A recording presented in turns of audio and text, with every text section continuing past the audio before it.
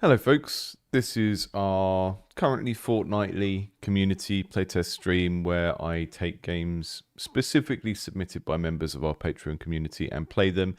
This means that sometimes we get to see the same game over the course of a few months, which doesn't happen in the main streams because the queue is just too long for that. So I've got quite a few games in the stream today. I'm going to give them 3 hours in total. So we've got... It's 10 here now. We're going till 1 p.m. my time.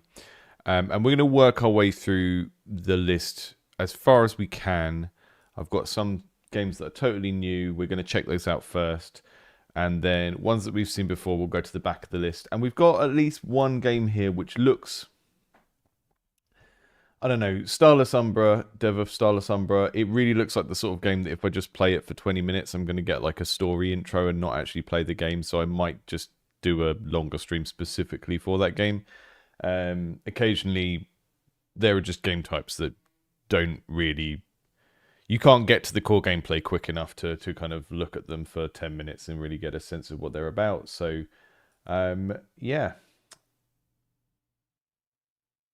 And if this is your first time joining this stream, do keep an eye on the chat because it's quite helpful and we get just as many kind of helpful comments there as anywhere else. You know, this channel is not all about me. I am just a sort of conduit for other people to look at and discuss each other's games. I get some really weird comments. I got one earlier in the week that was like, oh, why don't you, well, you know, why do you just put Doctor as your title? Why don't you put, you know, why don't you talk more about what you've done in industry?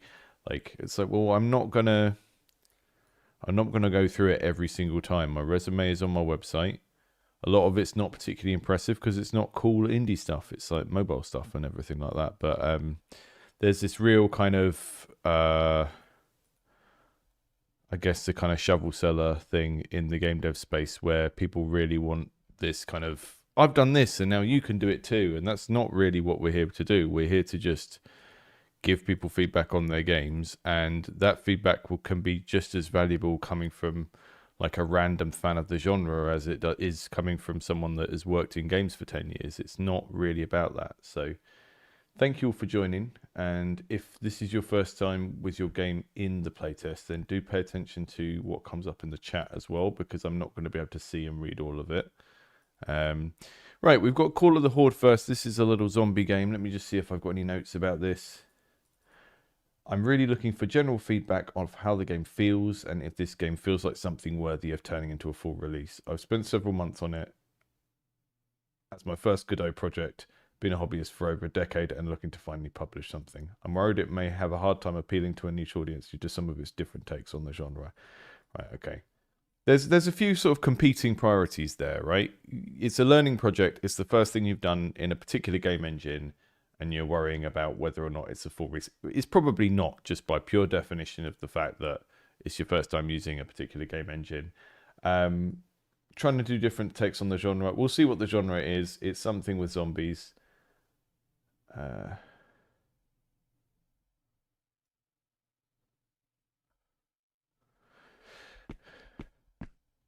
My first gut reaction to this is something I say all the time with top-down games. Camera is incredibly far in, and that doesn't give us a lot of visibility in different directions of what we can kind of see. So we've got a pistol. We can buy more ammo for it. We can purchase a sniper rifle. We do have enough money to do that straight away, apparently. Although it says it's $500 and I can't purchase it. So.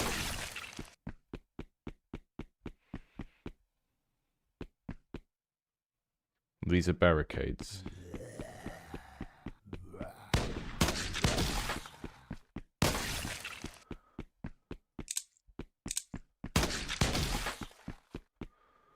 I mean, what are your reference points here in terms of, so there's two sets of things here. Like, what are your game genre reference points? What sort of game do you see this as being in direct competition with? And how does it compare, right? So in terms of gameplay, purely gameplay, not thinking about the art or the theme or anything. What does it compare to? Okay, I don't know, Enter the Gungeon, Hotline Miami, all of those types of games. quite a lot of work to get something like this up to the standard of one of those types of games. But that's kind of your mechanical comparison. And then in terms of like art and theme, zombies fine. I mean, there's always an audience for zombies. We are, from an art direction perspective, we are so zoomed in, and that creates multiple problems really. One of them is that we can't see very far, and we can't plan what we're doing because we can't see very far, and that might make a game feel scary, but I don't think this is actually intended to be a scary horror game. I think this is intended to be like a satisfying farming waves and killing them and getting more stuff type game, which is, you know, a point I've made before on this channel lots of times about like survival games like Vampire Survivors and stuff like that are not actually survival games. They are farming games. They are more about farming points and the gradual accumulation of power so that you can feel more powerful. It feels more like it's that than a actual survival horror game which is designed to be scary. So that's already one argument for pulling the camera out further so that we can see more and we can kind of plan a little bit more what we're doing and we can feel a bit more powerful, because like as a player, the situational awareness that you get of the level based on how the camera works is something that contributes to how powerful you feel.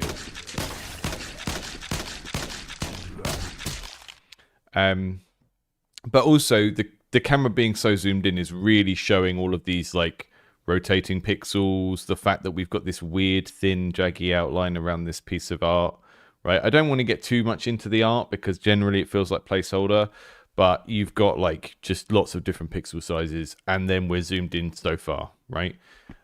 So I really think the level of zoom is not helping with the art style and making these assets look good, and I also think the zooming in is not helping with gameplay either. Because if the camera is zoomed out twice as far or 3 times as far and I can see zombies coming in from the top right of the building, or okay, that's not as scary because they're not just suddenly jumping out at me. But this isn't an atmospheric game. This isn't like a classic horror game where the goal seems to be to make you scared. So with a game like this, I would say work out what the player is trying to feel. Work out what you're trying to make the player feel. What is the emotional core of what you're trying to do? As you are collecting money and using money to buy more guns, it feels like the emotional core of the thing is meant to be a power fantasy about gradually becoming more powerful, and then you're kind of staving off the zombies by building the barricades and so on, and you're doing a little bit of strategic thought about like, where should I spend my money? But it's not a game that is intended to be predominantly a sort of seat of your pants being terrified game, right? So make design decisions that lead to the emotional response you want from the player. Zooming the camera in really far, it creates a certain amount of awkwardness, which can lead to scary moments of characters just coming in off the edge of the screen, and then you've only got half a second until they get to you. But I don't really think that that's the core of what this game is trying to do. So I'm not sure what you meant when you said, you know, I'm worried it may have a hard time appealing to a niche audience due to some of its different takes on the genre. I don't really know what the genre is. Top-down shooter. Is that like a salient genre at the moment, top-down shooters? I don't think it is. I don't think there are enough top-down shooters of this variety for you to really kind of compare what you're doing to it. But I think just taking it as in a category of one, the art style is like, it's going to need some development to make this appealing to anyone. Let's face it. Like that's just a fundamental thing that I will say over and over again on this channel. You might not be an artist, but you need to care about your art, right? And that sometimes means just creating a set of rules for your game and being more strict about how you use color or how you use lines and stuff like that. But what it doesn't mean is just hand-waving it and going, well, I can't do it, so I'm not going to make it any better. The appeal of this game is going to be down to the art and what kind of direction you take the art in. Do you go grimdark, or do you go slightly cute grimdark, kind of Enter the Gungeon type thing? But then, yeah, from the gameplay point of view, I think experimenting with the camera is your biggest... Experimenting with the camera is your highest like return on investment design tweak you can do here. You'll hear designers talk about levers, like design levers, and that's like, what are the things in your design that you can change to make an impact? That's what people mean when they talk about design levers. And here, like, the camera is probably the cheapest lever to tweak to make the biggest changes to how this game plays. So I would really experiment with putting it a lot further out, and then don't start to develop the art style until you've worked out what the appropriate camera zoom level is, because that can be a lot of pain. And, you know, I'm currently going through that with the game that I'm working on. We've got like a pixel art game and a camera that zooms in and out, and then we've got some sort of middleware plugin to smooth the pixel art out, but that's eating loads of processor power. So yeah, have a think about the camera zoom, and then like I'm always it's always difficult when people ask questions about, is this a release thing, because it's like, well, would you buy it? You know, that's the first question to answer truthfully. Would you buy this with $5, right? If the answer is no, then why not? Okay, well, that's probably telling you what you need to do if you want this to be a releasable game. You know, that's like not specifically in relation to that game, just like general. Would you buy this? Would you buy your own game? If you wouldn't, why not? Okay, well, it's not the sort of game that I like. Well, why are you making it then? And or, well, it looks a bit ugly. Well, okay, make it less ugly, or whatever the thing is. The question is often a reflective question that you need to ask yourself, rather than one that like an outside expert can answer for you. Let's check out Steeb. What is Steeb? Right, I'm just ticking these things off. Steeb. It's made in Game Maker. I've worked on it for about a year. I had a version that I made a few years back, and last year I decided to remake it from scratch. Had some friends and former colleagues playtest it about 2-3 times over the past year. Curious about your thoughts. Okay, that's a good, really good start. So just going to see what people said in the chat about the last game.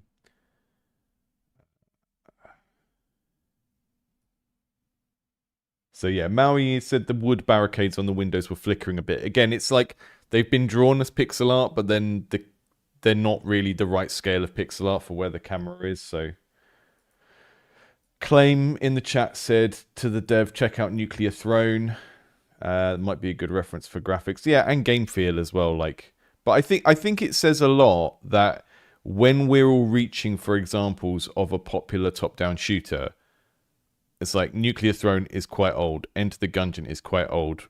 Hotline Miami is very old. It's like over 10 years old now. So it's interesting that we can't find examples of modern top-down shooters that are doing very well. And I don't think that's necessarily a reason that you shouldn't do it, but it does suggest to me that I think where Vampire Survivors like games have sort of eaten that is they appeal to the more casual end of the top-down shooter crowd, which is why if you make a Vampire Survivors game, it probably should have auto-aim and everything. So I think the hardcore end of that crowd just still play Binding of Isaac every day, like Northern Lion does. Let's check out Steeb. Okay, this is looking nice. Here we are, the infamous planet Selene 3, which orbits 72 Hercules, still the most promising planet for the future of humanity. Its atmosphere is so similar to Earth's.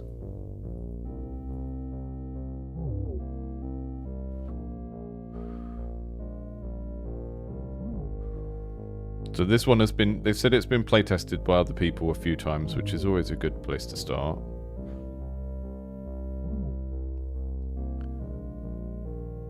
I know finding playtesters can be hit and miss, but my main goals are 1, recover all lost Steebs from previous expeditions, and 2, getting as many biological samples as possible while surviving. Okay. Oh, hello. Target surface was weaker than initially calculated. Some of the systems are damaged. A hollow cave structure, hopefully there is a way out. Gather scraps and minerals from rocks to repair broken systems. Does that nice little like music effect when you're reading. So when you're reading, the top higher frequencies of the music are like being squished down. And it sort of gives you this moment, this quiet moment. A lot of games do that on their pause menu as well. These little god rays. What's that? Move with WASD.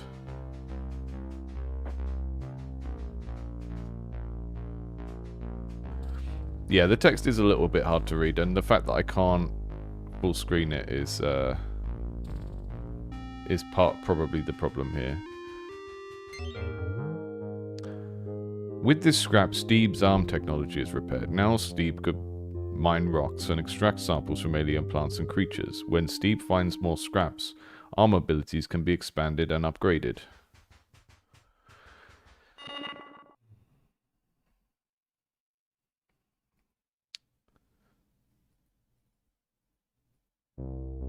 Game is paused in this menu. Open, close with tab. Okay. We need 5 scraps to upgrade a point. This is all very clear. I mean, the text is a little bit hard to read, and it's... the individual letters wouldn't be too hard, but they're very pressed together, and sometimes the letters are so close that they're merging.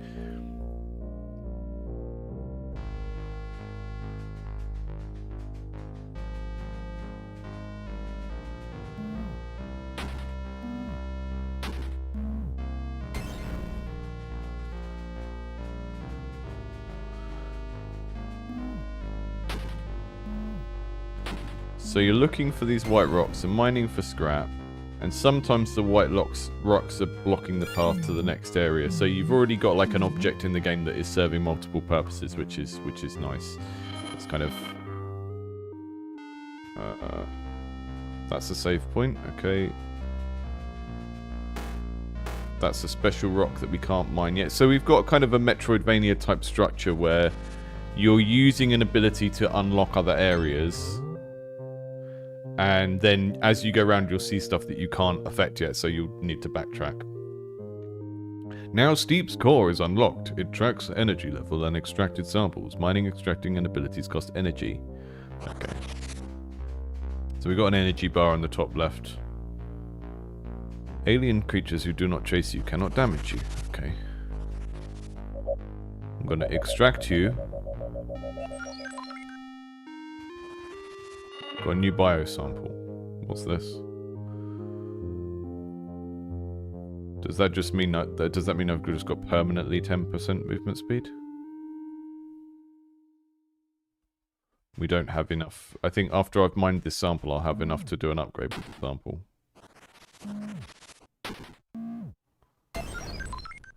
Okay, now we can afford something. I've increased our battery capacity. It's a very clear. We can see the full thing for these tech trees. Maybe this one is hidden. Yeah, abilities from this tree are disabled. So one of the things I tend to think about these kind of upgrade things is I like the way that they've approached it here because they've got some stuff that is hidden, right? So in order to see what's in level 5, we have to unlock the next one. And that achieves a few things. It means that you can see the full scope of the upgrade path, but some of it is a surprise, right? And that's a nice mix of appeals, because if you make it too much of a surprise, then players don't even know it's there. And they'll look at your game and they'll go, oh, there's only 3 upgrades in this game.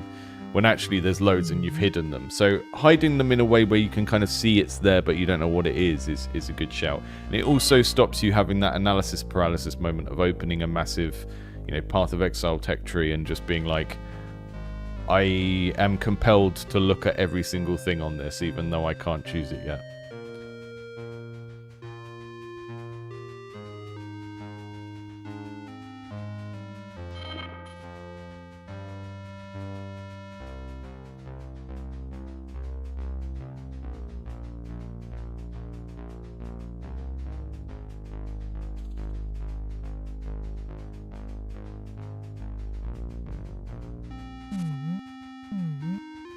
Okay, that charges us as well. Still can't dig that. Can I dig through there? That looks like that should be some sort of path, but it's not.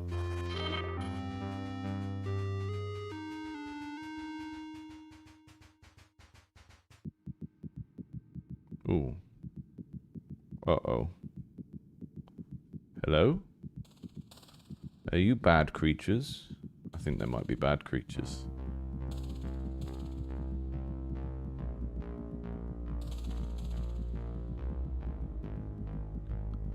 Don't want to be pals with them. This is scary.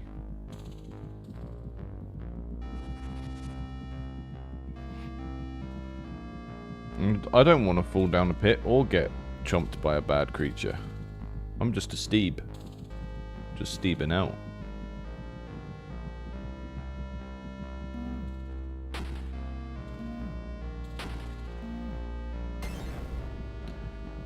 Yeah, it feels like you've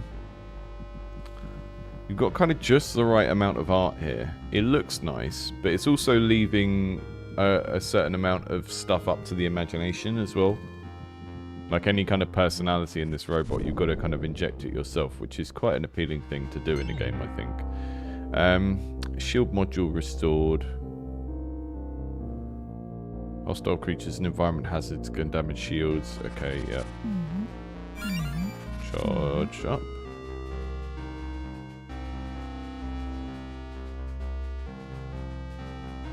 This feels a bit like it could be a UFO 50 game. Which is funny because now, yeah, I've heard people say that about other things as well, and it's like the UFO 50 has become what it intended to become, which was like a fictional games console.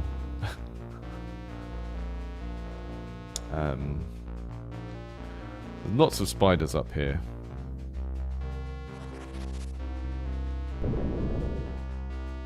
Okay, so you can collapse the blockade from this side where the green bit is. I'm not really sure I understand what that art is meant to read as. Excuse me. I just got ambushed.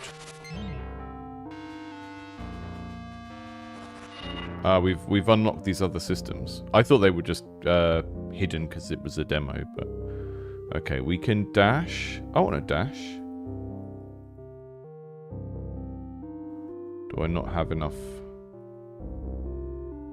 So, yeah, point of clarification here is just... So I've got 8 here. It's not always very clear how much I have to spend in this scenario, because we're kind of hiding it behind here. And I thought this was how much scrap we had, but hard to say.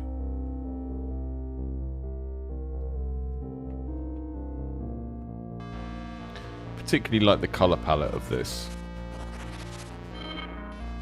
Like, this is good visual design. We've got like a couple of colors that are used for the world, and then the character has its own colors that mean you can kind of always see it very easily.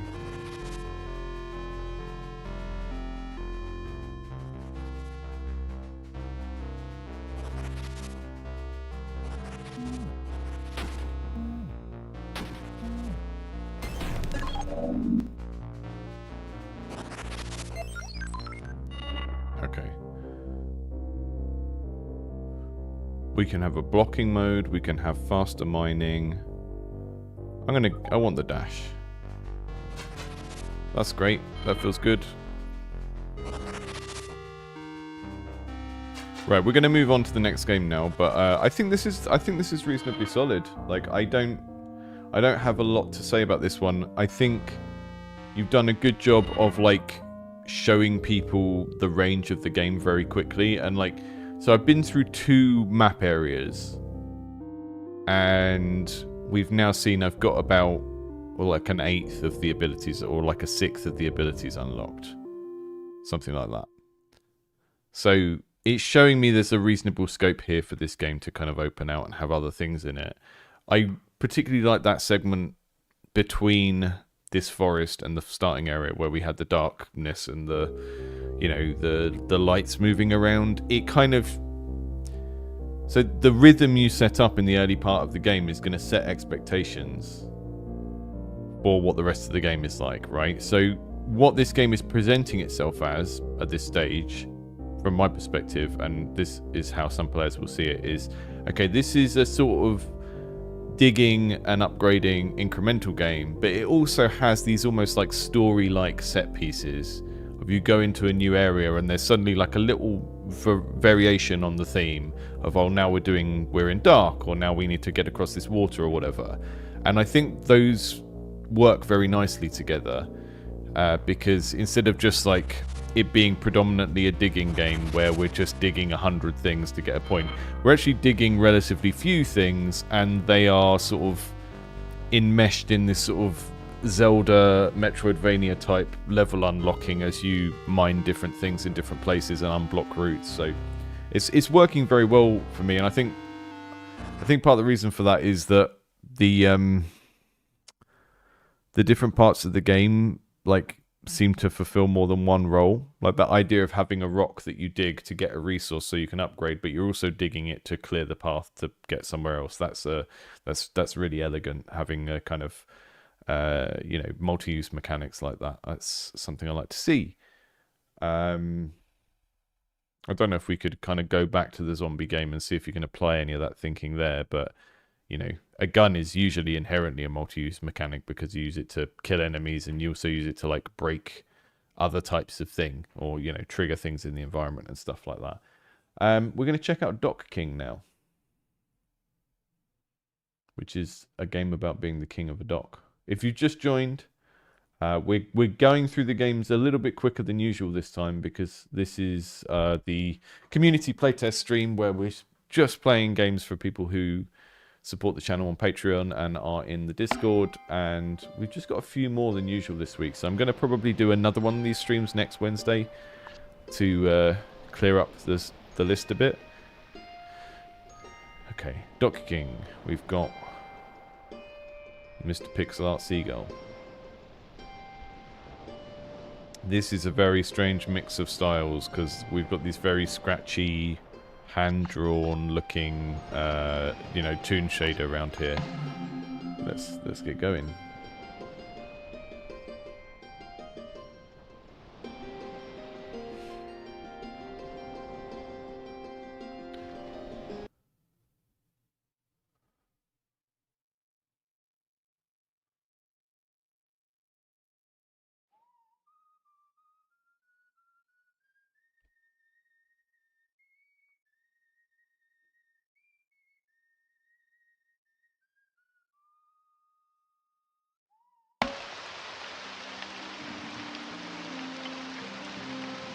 Hello.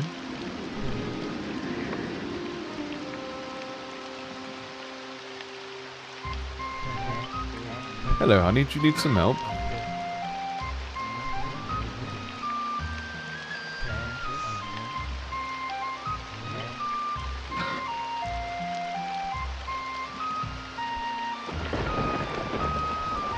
So I think the pixel art and the 3D goes together reasonably well, but I think you've got like it's kind of very close to pure black on these outlines, whereas these characters have more of a sort of,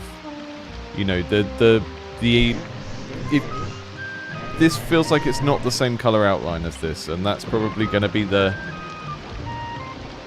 biggest thing causing a clash between the styles. This is lovely and alive feeling though. I'll just turn the flute music down a bit. This just feels really, really alive, this place. I'm not sure I like this moving towards the camera when we can't see where we're going. It feels like a total sort of lack of agency because I'm just following the line. Maybe that will change later on when you know the layout of the game, but...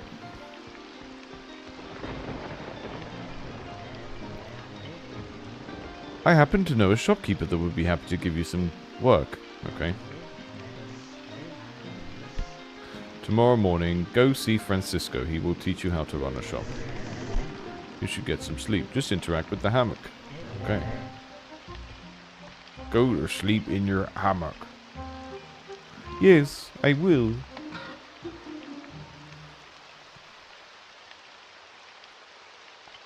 This looks pretty charming so far.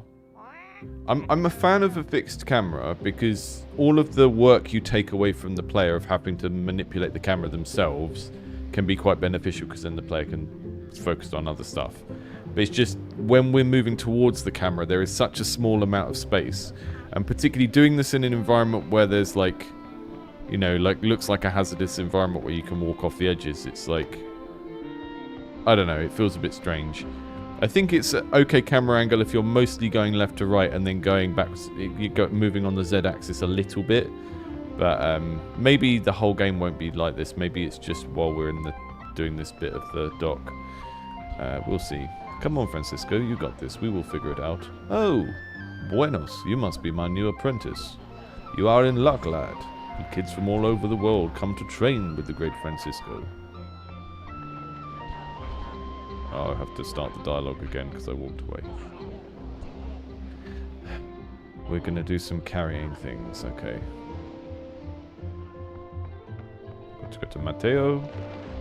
Oh, we've got a swimming bar. Yeah, so Tim in the chat said not sure about the arrows.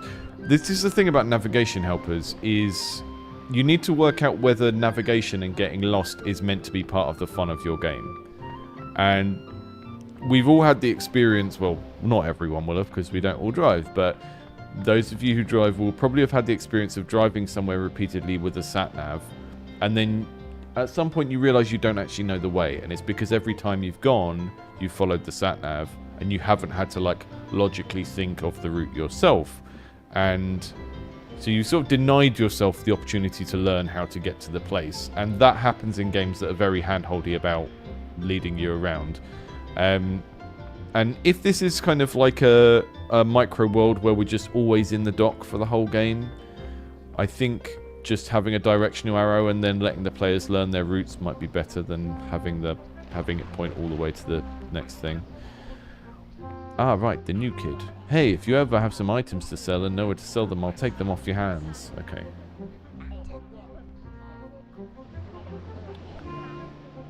Don't worry if you drop one. You can either pick it up or just deliver the one crate.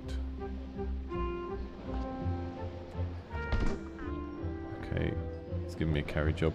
See, this is such a small art thing, but if you can get these black lines to match these charcoal lines, the entire game is going to look immediately better. Or if anything, it should be inverted. Like, the stuff in the environment should be less prominent than the stuff on the character so that the characters stand out more. But it's really drawing attention to the fact that you've got this sort of hand-drawn style toon shader on the outlines there and then pixel art here. And I think if you can just get them so that they're using the same color profile, it will look a lot better. Did that just drop because we went under a bar or something?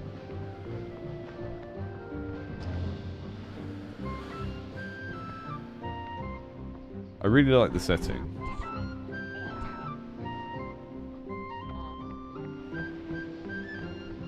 But it does, you know, having a game that is just initially setting up as a series of like fetch quests to get something from one place to another.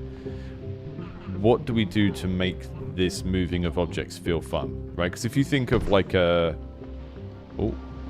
Oh, here we go. Yeah, that's more like it. We've got some sort of like balancing mini game. So if you want to do the delivery quick and not drop the thing, then you need to do this. Not sure it's the sort of thing I would have picked, but it's at least some development of the thing. I was a little bit worried we were just going to be getting like single player MMO quests to go here, now go here, now go here, which is like, again, it's like the navigation question. It's like, what are you asking players to think about and get better at doing or thinking about? Hello, what a lovely hat you have. I'm not interested in what you have to say until I've worked out whether I want to play the game.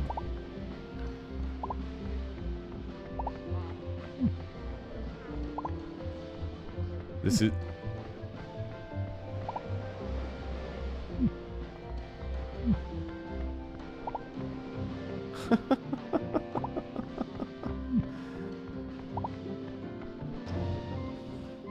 That's neat. It does feel like it does give you the feeling of like trying to be quick but careful at the same time, which is...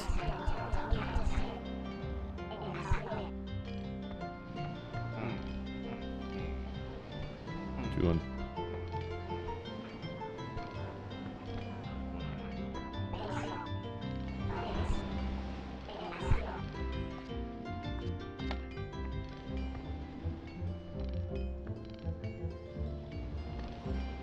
Now I've got place item, but I don't have any items left. Okay.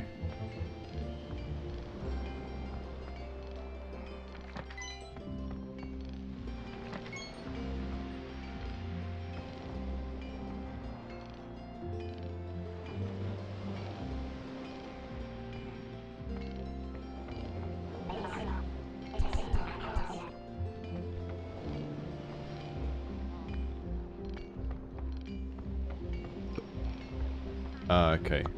So I take the items from the stock and put them on here.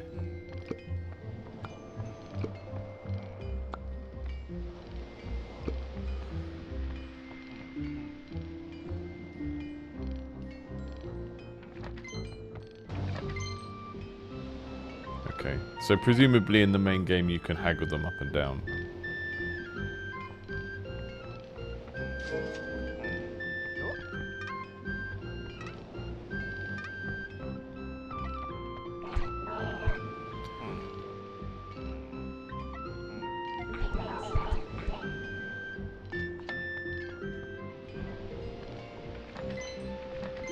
So waiting for them to come over. And then you need to get to them and sell them the item before they go away, and you need to keep restocking. This is a really charming mini game. It feels like there's lots of little split-second things that are vying for your attention, which is something even like in a relatively simple sort of reaction-based mini game or something like that. You do need. It's like, how is the player's situational awareness being tested? You know?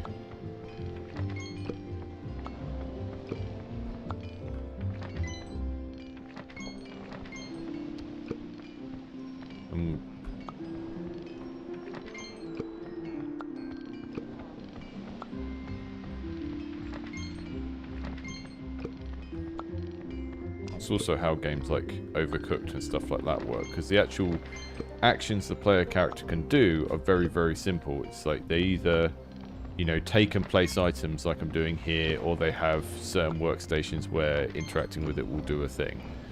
And it's less about the complexity of the controls that you have in your hands and more about understanding what you're looking at and responding to, right? So in those kind of cases, the game mechanics are less just what can the player do in terms of their verbs, but all of the context around that and the stuff that they're responding to as the game changes around them. And this is like super simple, and I'm not really, you know, we're not. So they've got an offer, right? And what I should be doing really, because we're trying to turn a profit, is turning down the offers that are too low. So that is a good offer. So this hasn't actually been introduced by the game yet, but we'll start to play it properly now. So they make an offer, and if the offer is above the market value, then we take it, and if it's below the market value, then we don't take it.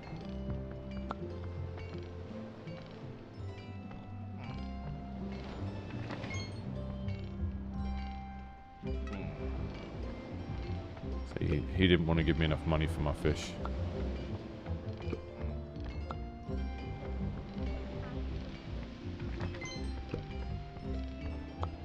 Now our profit bar is starting to go up because we've actually paid attention to the way that the profit mechanic works, instead of just playing a reactions game. Right.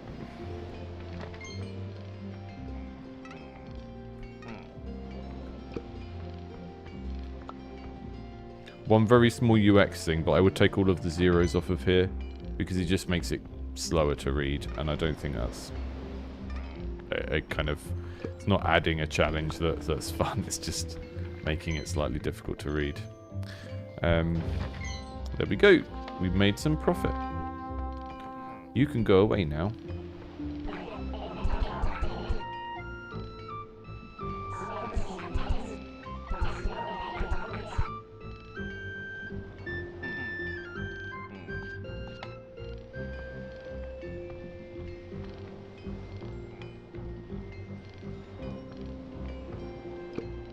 I was reading the chat then, and I didn't see what that last bit said. I'm just gonna keep selling some stuff. Oh, we've got time limit now. I see. Right, that's a neutral offer. That's negative. That's negative. That's neutral. I shouldn't really even be selling them at neutral. I wanna only get above market value for stuff.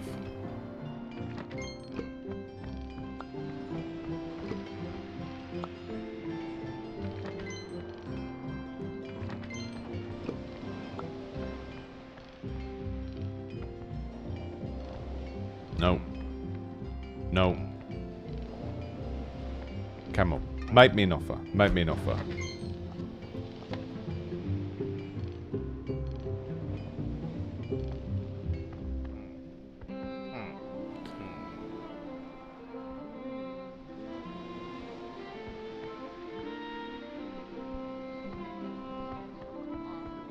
It's very confusing that once we're at the minigame it switches to buy. I understand why it is, but it's a bit of a confusing context switch.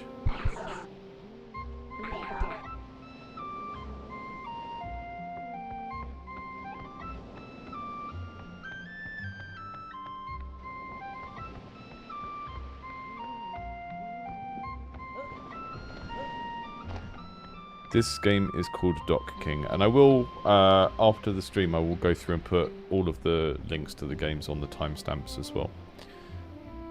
Hi dear, by any chance could you grab 4 clams for me? None of these fancy pearled ones, just a basic clam.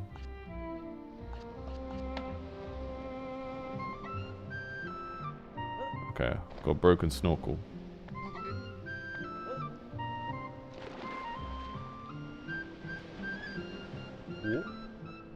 So,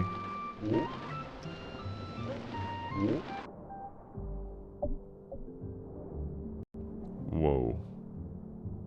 Okay, we're getting a little bit of... I think your water effects might be a bit laggy here. It's conceptually cool, but the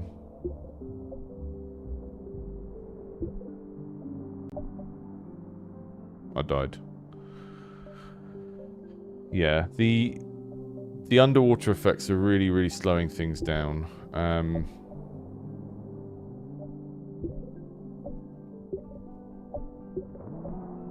It says press space to float up, but that's not...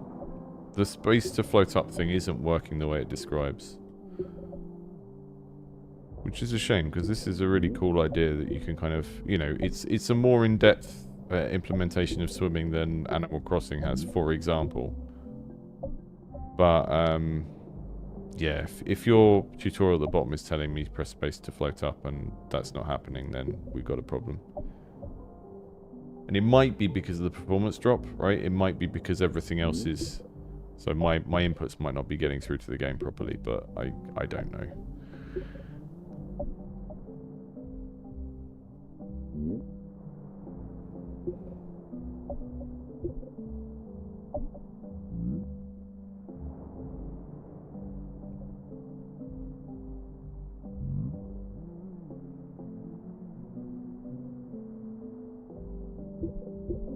Okay, it's tapping it to go back up. Okay. The problem is it was referred to as float up, and float up doesn't sound like flapping, right? So if it said swim up, I might have tried tapping the spacebar, but because it specifically used the word float, I imagine that would be one press and then you go up. This is neat. I really like the sense of how alive the thing is. Like, just looking at the background, it's really appealing in terms of, like, you know, like a Where's Wally or Where's Waldo book. It's got that kind of quality to it. And you see what's going on over here with these ropes, and there was someone jumping into them, and there's all this stuff going on around in the background. That's all really appealing. I really liked the sort of auction mini game and the way it's forcing you to switch between thinking about the prices to thinking about, oh, is there an empty space running around? That worked very well for me. The set of things that is in this game feels really nice. It's like, you know, a set of Animal Crossing type cozy colony sim type mechanics where you're just running around doing little tasks and stuff. The camera is going to be a challenge. And it's mainly just when we're moving towards it. If the entire level was more laid out left to right and less back to front, because running towards the camera only works when you are trying to do a specific thing with that, which is to deliberately limit the players. I'm saying only. I shouldn't really use that kind of like language, but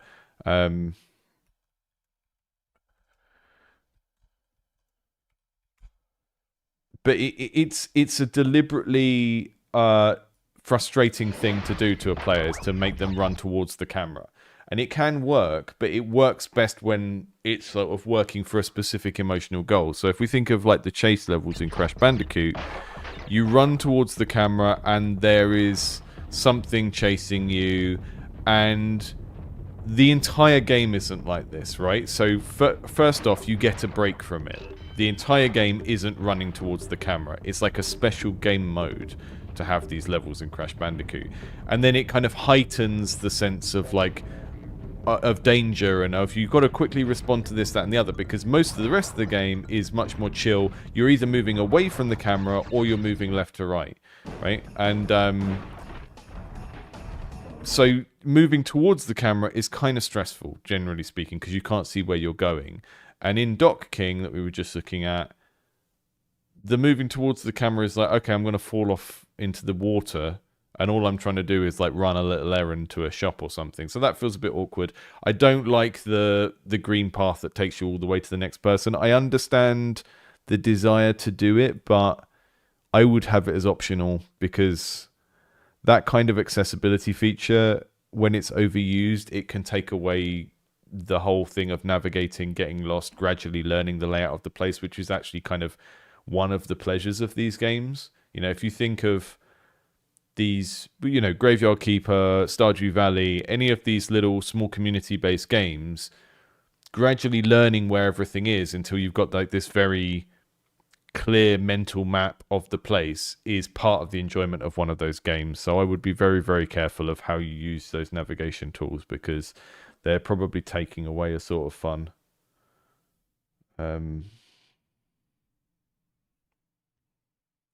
Yeah, people in the chat saying various things. Speakers saying they don't feel the 3D cartoony environment and Pixar characters. Yeah, I mean, if you look at the stage of development this is at, I don't think they're going to change like the core aesthetic of the game, but I do think just trying to align the colors of those lines a little bit would be a good idea. Generally speaking, I think it works quite well together. It feels, you know, obviously this is a different art style from this. This is almost like a Warcraft 3 painted low poly thing.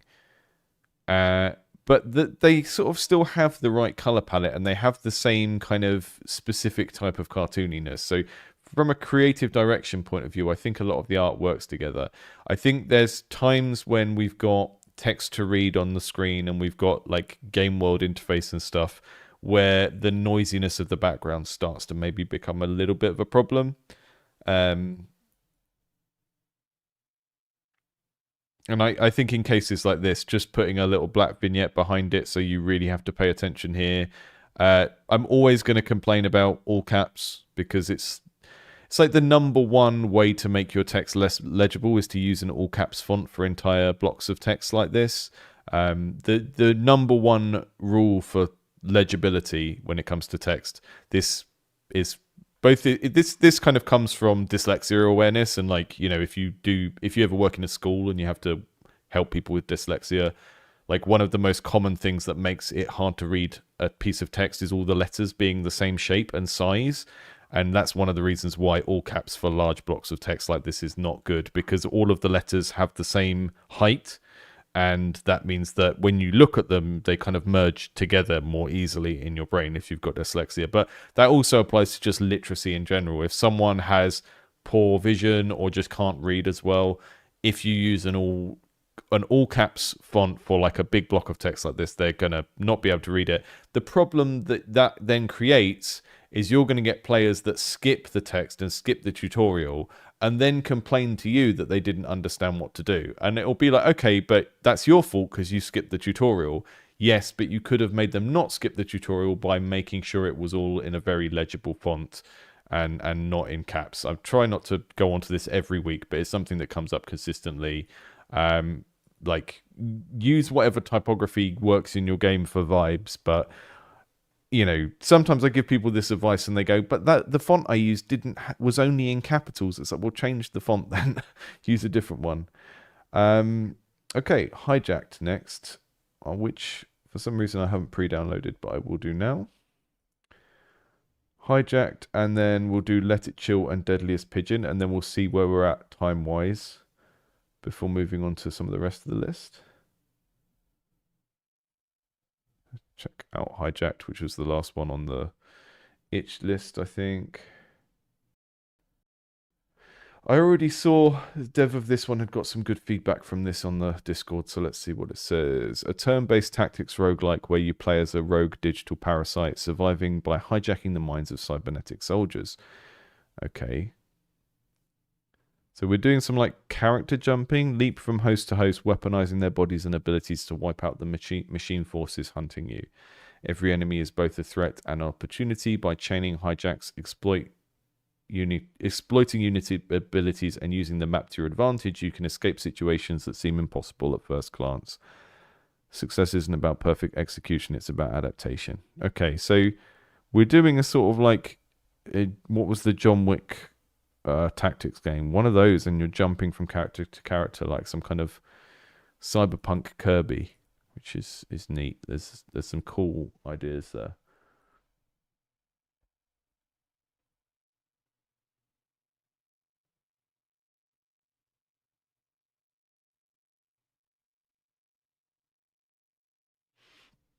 Valentin, do I have healer in the list?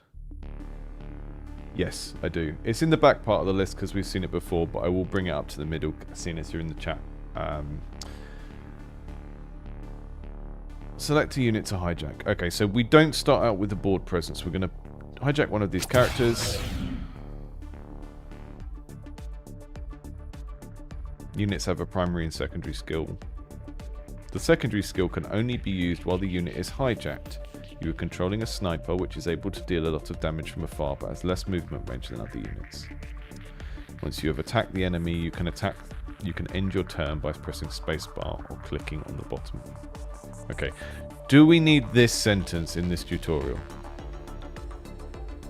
Do we need to be told you are controlling a sniper, which is able to deal a lot of damage from afar? I don't know. Like, try and keep it down to what is absolutely necessary to do the next step of the tutorial.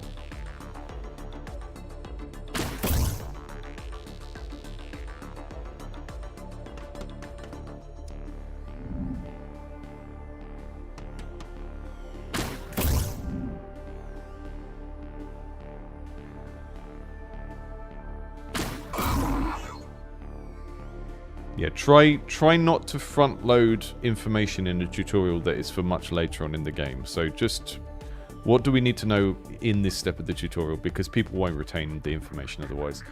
Hijacking units cost control, purple bar at the top. You can see the current amount of control you have in the top bar. You can select the hijack skill to hijack other units. The amount of control required will be displayed on top of their heads and depend on several factors. Okay.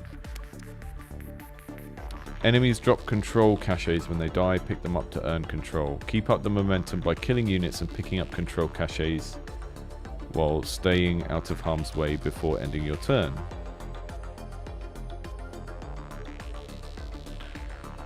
Okay, so this one is facing the other way. I'm going to hijack that one first. And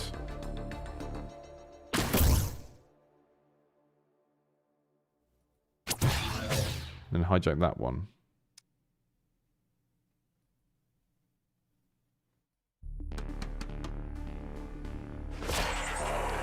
The UX of just like moving characters around and attacking attacking all that stuff is very intuitive.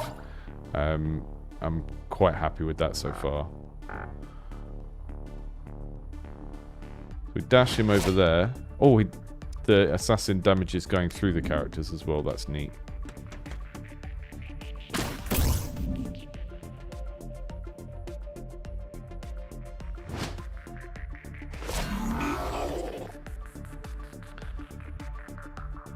Proximity lattice, hijack cost reduction per adjacent unit. So when they're bunched together, it won't cost as much control.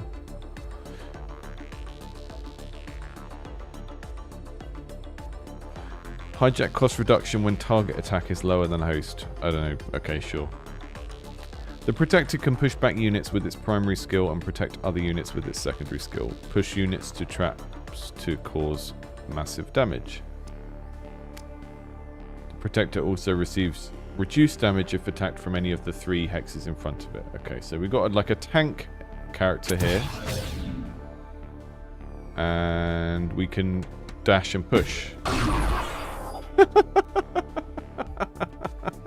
That's great. That's fun. So we're doing sort of chess-like, into the breach type, pushing characters around on a grid. I do think, next time we see that mechanic, I want to take a careful look at how it telegraphs where they're going.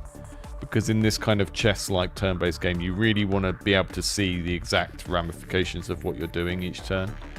I'm pretty sure it telegraphed it quite well then, but it's hard to say without seeing it a second time.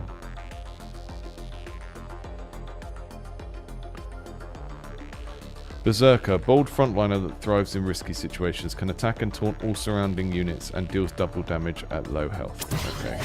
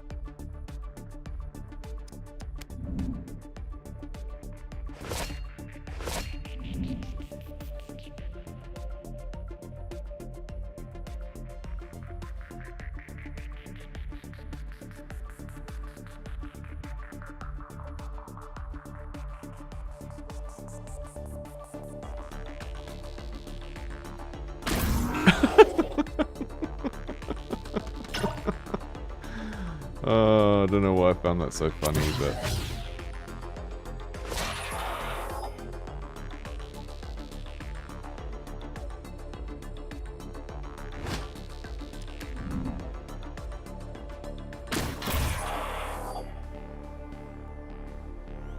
It is a bit weird that it all kind of narrows down to this last set, the final kind of setup of moves that you've configured the game board into towards the end. So let's start the level from the beginning. So the big guy,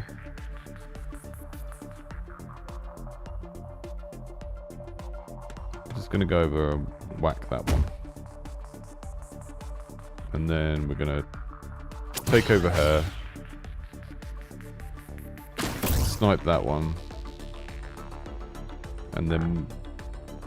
Okay, that doesn't work. We can go and pick this up, I guess.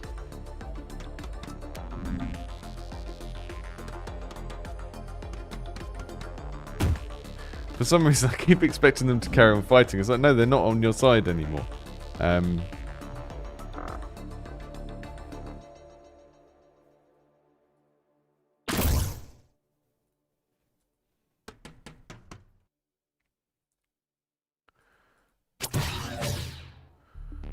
One thing I would say is I feel like the pacing of this game feels quite good for me. The fact that we did like a couple of levels that were just sort of pure tutorial, here's exactly what you need to do. But now we're kind of at a stage where I've hit a level where I do need to think a little bit about it. That seems good to me, you know, like... Remember, the difference between a tutorial and onboarding is a tutorial is telling you what to do and teaching you the mechanics, whereas onboarding is getting you into the game, like getting you into the way of thinking that the game requires you to do. So in a game like this that's like a thinky, puzzly little thing, you want to get people into that mode of thinking quite early. Otherwise, if you're too hand-holdy for too long, you're going to get them used to thinking it's a different type of game than it is, basically. Let's... Oh, I can't go from the... Okay, that's annoying. So it's making me restart the whole campaign because I can only restart the whole level once, which a little bit frustrating there.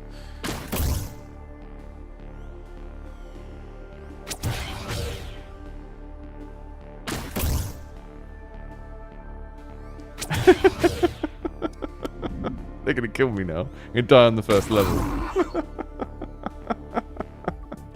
First level's failable. That's good.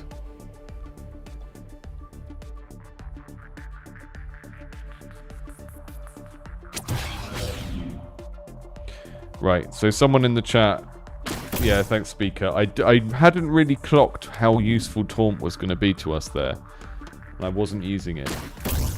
So you get them to, you taunt them to get them to attack the tank, and then you teleport out of the tank, and then they kill the tank on the next turn. That makes sense.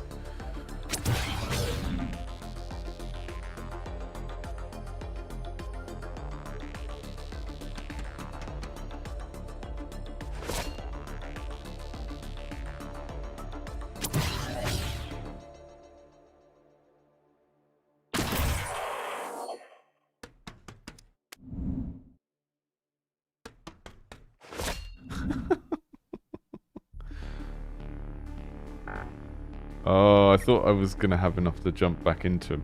It's so funny that you can kind of let them have a go at you and then take them over and then you win because of the damage they previously did. Yeah, I can't win that match.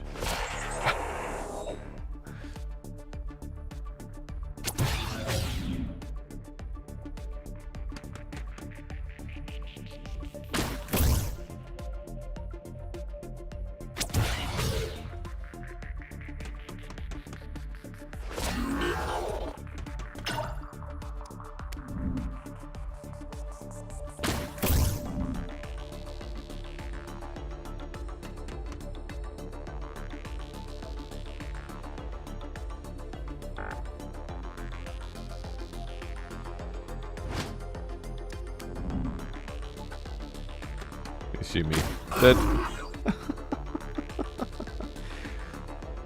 I don't like having to restart the campaign and do the tutorial levels again. I want to stay on the level that I'm on and finding hard, you know? Like having to redo the same level is already a bit of a punishment. But like having to redo the levels that I've already cleared is like really punishing. Maybe that's just a demo thing, but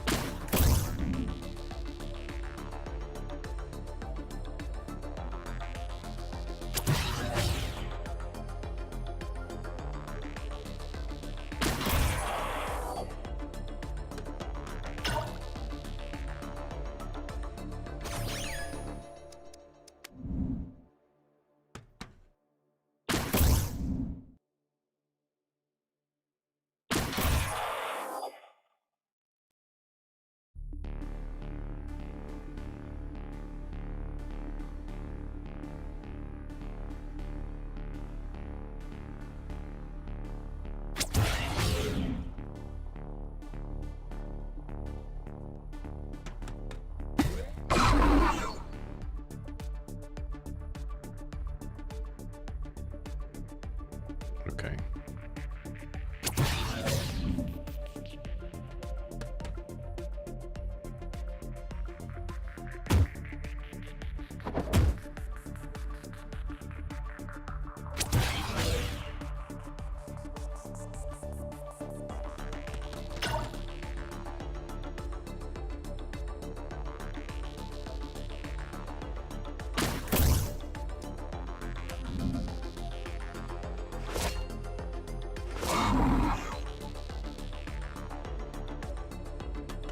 Can I get them to run into the trap?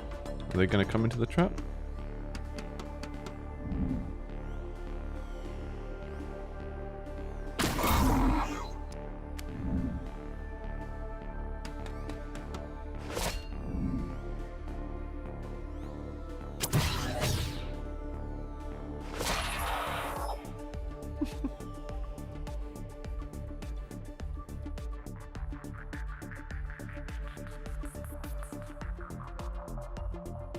Okay, we've got these pushy guys. Interesting.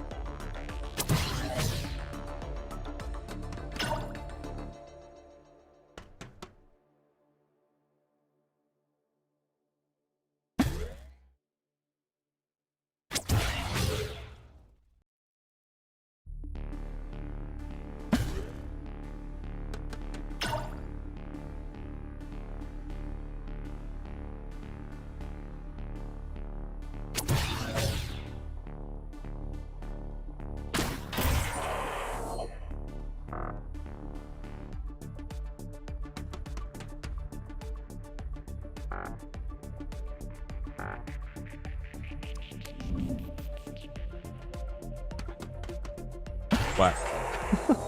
Okay, I'm going to try this level one more time and then we're moving on. This is really cool. It's a really interesting principle. That doing the level design for it must be really difficult. Because it's kind of a puzzle game, but then you've also got this like statistical kind of damage model like a XCOM.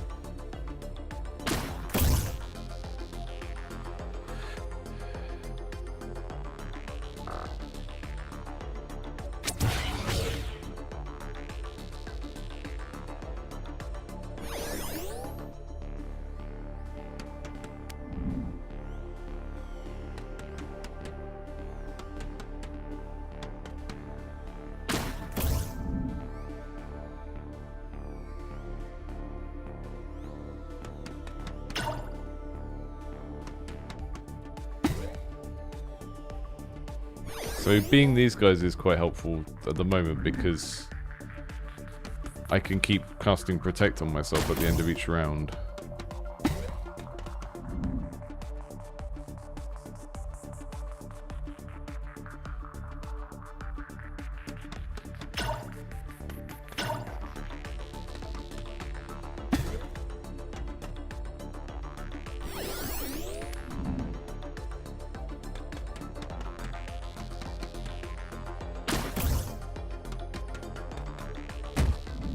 I need to kill one of these guys because I'm not going to get my control back and I can't switch until I've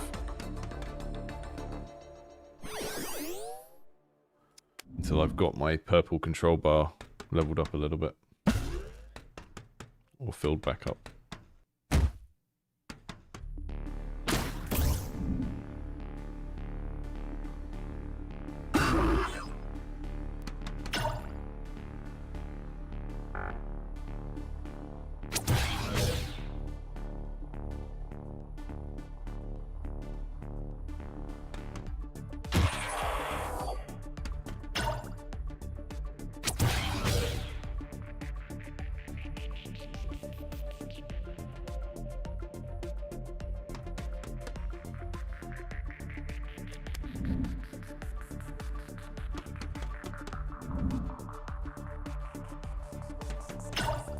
Really, really cool premise.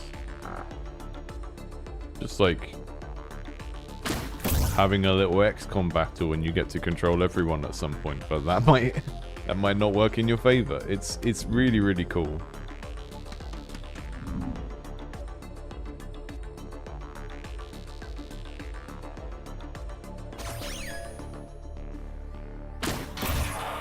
Boom. Did it. Why did I fail?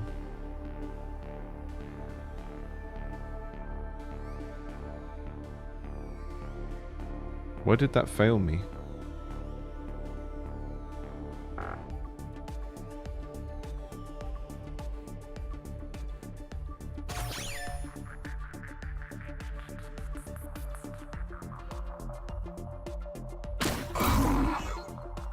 Yeah, I'm not sure why we failed that mission, but that's a cool concept.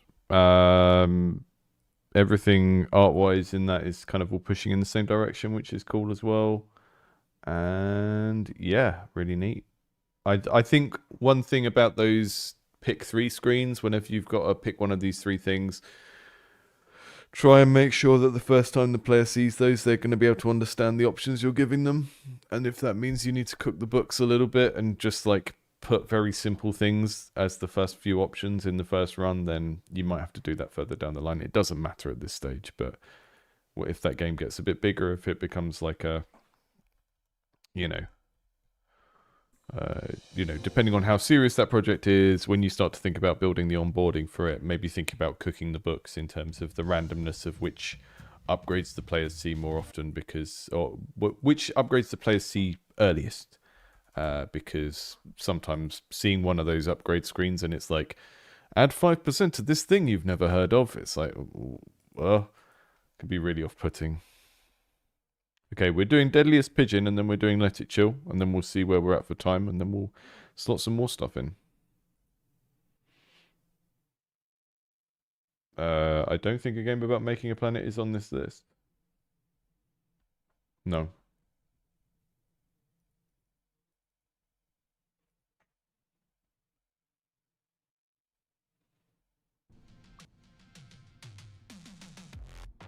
This is just from the stuff in the playtesting and QA submission point on the playtesting and QA channel. There is a pinned link for this specific stream. We're seeing mobile looking buttons, but I think this is a silly game, so I think it's probably going to be okay. Okay, I'm a pigeon. I can do a little jump. I can kick the other bird. Uh-oh, there's a Sinti man coming. Why don't you eat that bird and not me?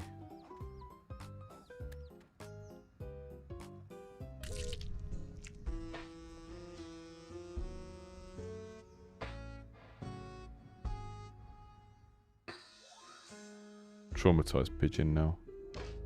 He's seen some stuff. Pigeon has seen some stuff. You can actually fly quite high. You just sort of hold space and you keep flying.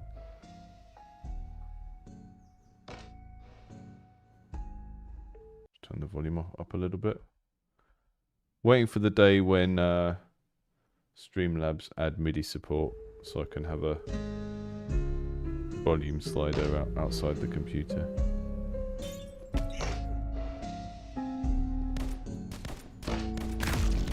Okay, I'm supposed to be playing with that.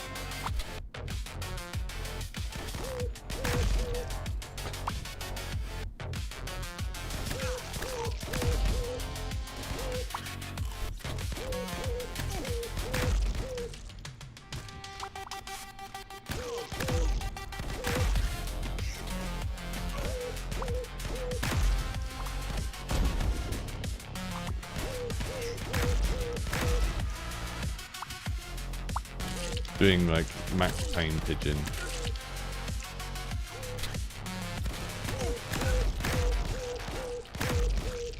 It's very fun. The blur is a little bit extreme.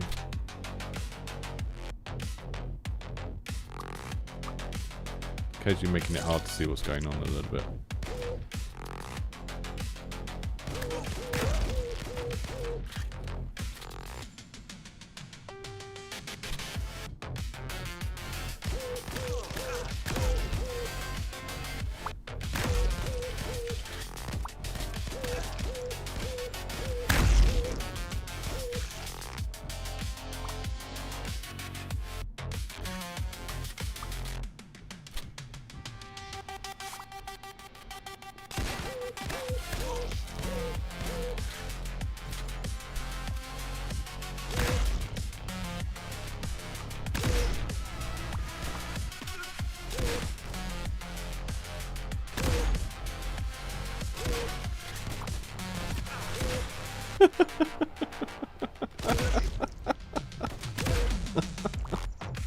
Snipey rifle.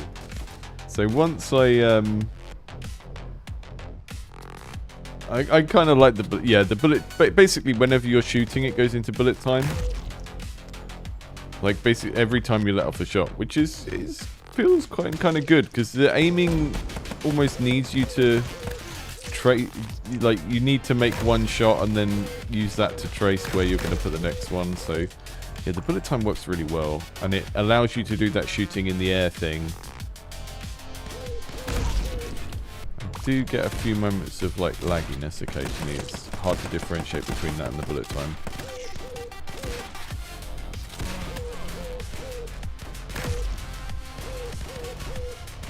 The thing is, you can fly like constantly, and I think maybe having more incentive to land occasionally would be good. You know, I'd be tempted to even take away that press A to pick up a gun thing and just have it so that if you know, if you land on a gun, you just pick up the next gun and that's your reloading mechanic.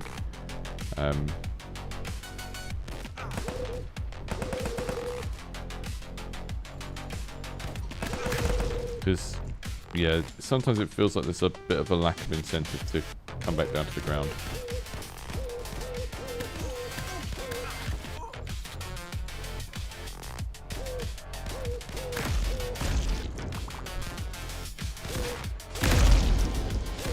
Yeah, we love to blow up a red barrel.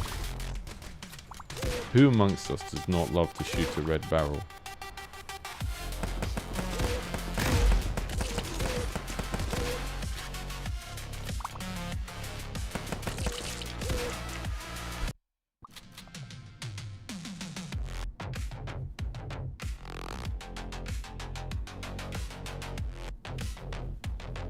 Yeah, maybe someone suggested the stamina mechanic. I think that could work very well so that you're just not endlessly in the air.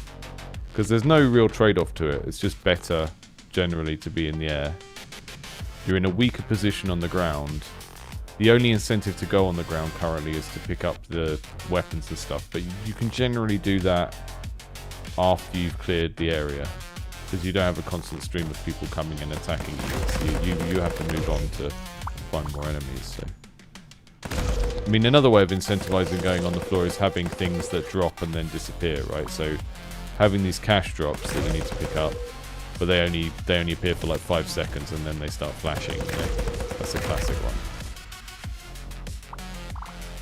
The feel of like running through the cache and picking up is pretty good. It's like a nice, the way that the objects respond is neat.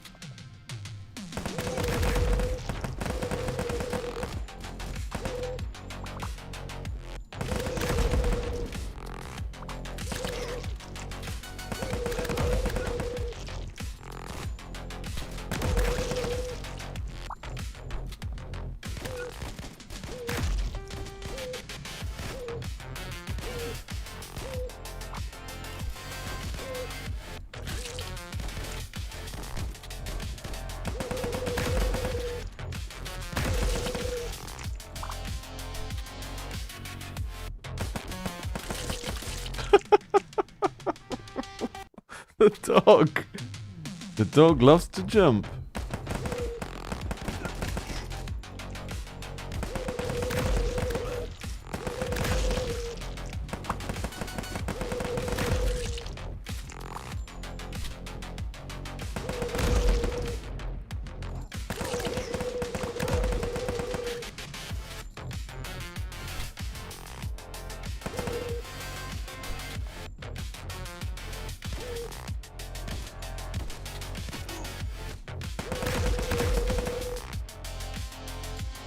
I don't think these gangsters have worked out what type of gangsters they are.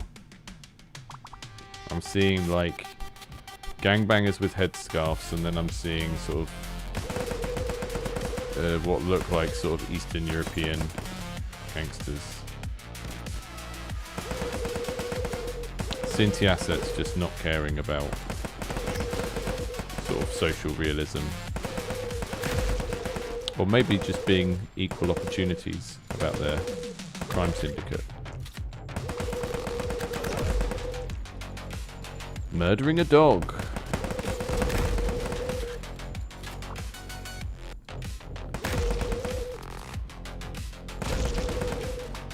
I came here to shoot humans, not murder a dog.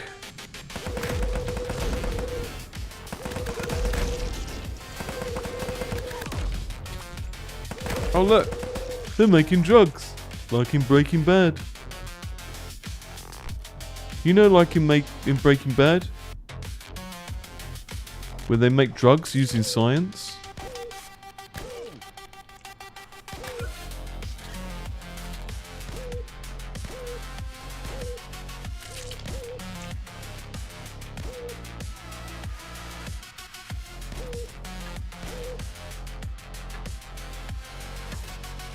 Uh-oh.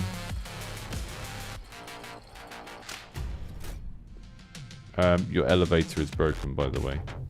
That shouldn't be possible. But hey, here we are. Okay.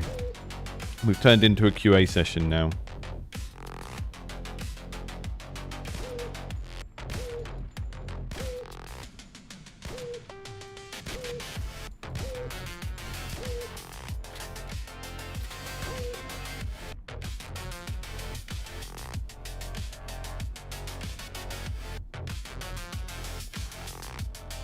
So, someone in the chat said they think it's Unreal. So the only reason I would suspect that it's not Unreal is because the game is occasionally lagging, but it's not killing my camera, which is what Unreal games always tend to do on these streams. There is something about graphics processing in Unreal that somehow makes streamers' cameras slow down unless it's been like massively optimized. So yeah, we're going to stop there because I can't get past this point. That's neat. It's fun. The pigeon has wings and also these hands, which, hey, it's a goofy game. We're allowed to have that. But yeah, it felt like there needed to be a little bit more incentive to not just fly the entire time, because as cool as it feels like a little tiny bit of a missed opportunity in terms of like giving the player interesting trade-offs to have to work with. And that might sound like it's not important for like a kind of goofy game, but it's still important. What was the shark game where you eat everyone on the beach? What was that called? It was just called Hungry Shark. Of course it was. You know, I think if we can learn one thing from mobile games, it is that you can never be too blunt with the title of your game. Anyone else remember Hungry Shark? Just like side view, 3D, very physics based. But in this one, you could like you jump out of the sea and you eat all the people on the land, right? Just like sharks really do. And it kind of was giving me that vibe a little bit. But even a game that's as simple as this, you can play this and like look at the trade-offs that are being made to make the moment-to-moment, like snaps decisions you're trying to make as a player interesting. And they're often about trade-offs of like, oh, you know, how much have I got left in this sprint bar and all of that kind of stuff. Whereas in Deadliest Pigeon, we only really have the ammo in the gun as an incentive to kind of come back down to the ground. And things like having loot that disappears very quickly can be one way of forcing people down onto the ground. I'm not saying it's the only good way of doing it. I'm just saying that's one of the things I would have in my list of things to consider if I wanted to make that game a little bit richer. Because you can just fly the whole time. And that kind of feels like a false choice because it's just better to fly all the time. So you may as well just be flying all the time and not be able to go on the ground, you know?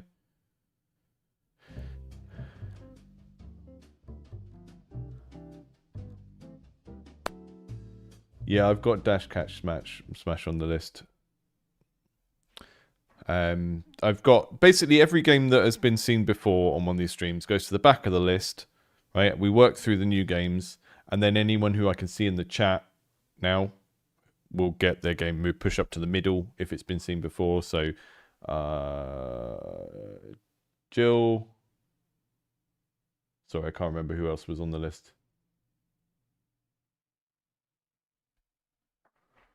We've got, 1 second. Yeah, basically everyone who's in the chat. So we will move up Valentin's Healer. We will move up Dash Catch Smash, and we will move up Orb Orb Magi. Game about making a planet is on the list now. I think that's been added since the start of the stream. We'll get to that next time probably. Let it chill. So, what did the dev say about this? This is a new person as well.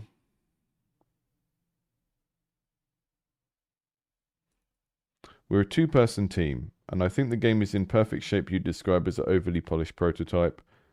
I'm the programmer, working with a friend as the 3D artist. We are both seniors in mobile game studios, but this game is our first approach on doing everything ourselves, and I think it shows in especially the game design and UI UX. That's interesting, because the thing with casual mobile games is they tend to be all about UX. Like, they don't have very complex mechanics, but all of the mechanics need to feel really good. So good UX, good game feel. Watched an interview recently with one of the people that worked on unpacking, and she was saying that was her background, and that's why unpacking is such like satisfying little interactions. But the trade-off there is if you were working in a studio, then that would have been someone else's job, right? So you might come from a sort of place where they care a lot about this stuff, but if you're not the person doing it, then you maybe don't think about it so much. Right. Very funny to have a delete thing as the first thing I have to interact with. Confusing.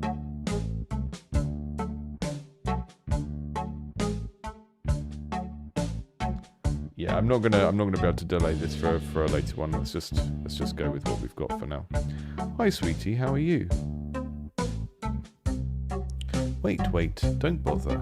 My ears are only for decoration lately. They can't hear a thing. It is great that you finally decided to follow our family path and learn the ice cream business from scratch like we all had done decades ago. I'm so excited to see you fail.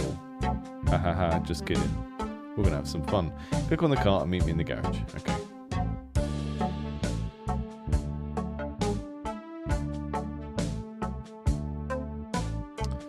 Okay. Just going to full screen it so we can see everything. This looks lovely.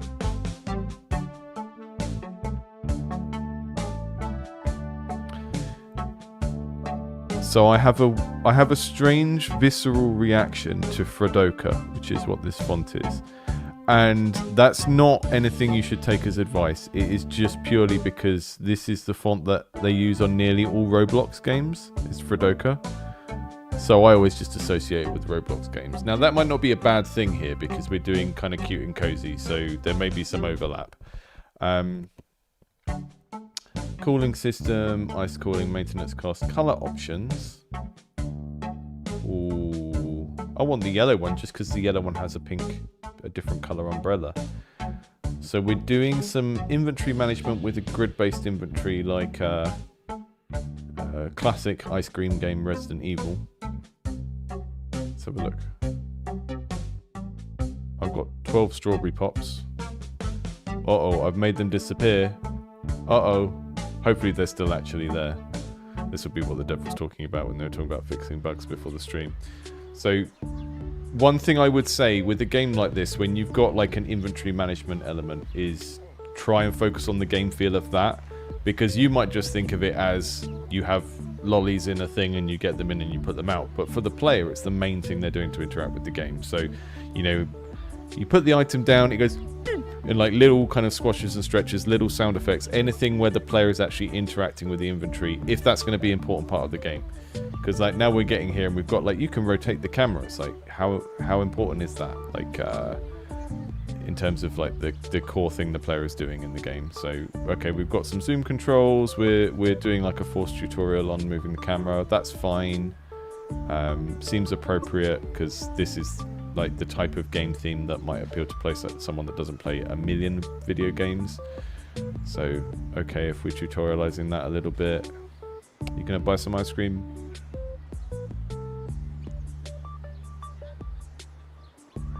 I've got no products because I deleted my ice cream. Let's see if we can click through that again without...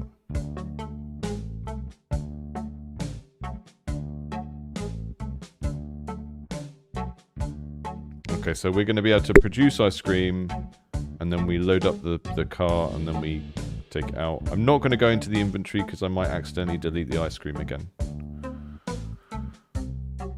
I have to. Okay, load the popsicles into the cart's inventory. Oh, this is the cart's inventory. I see.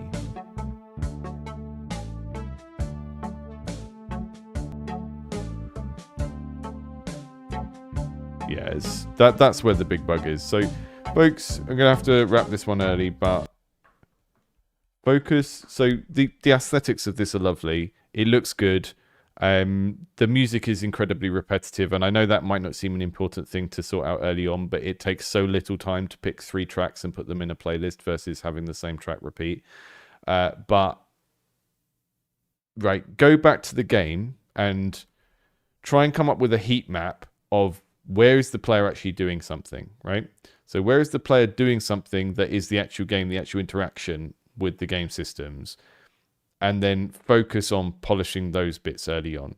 Because even if you're like at very early stages where you're not sure if it's like a full production game yet and you're just still testing it, the main thing you're asking people to do, as in like click things between inventories and drag them around in inventories, that is the interaction that needs early polish, because that's the thing that is that the player is being asked to do over and over again, right?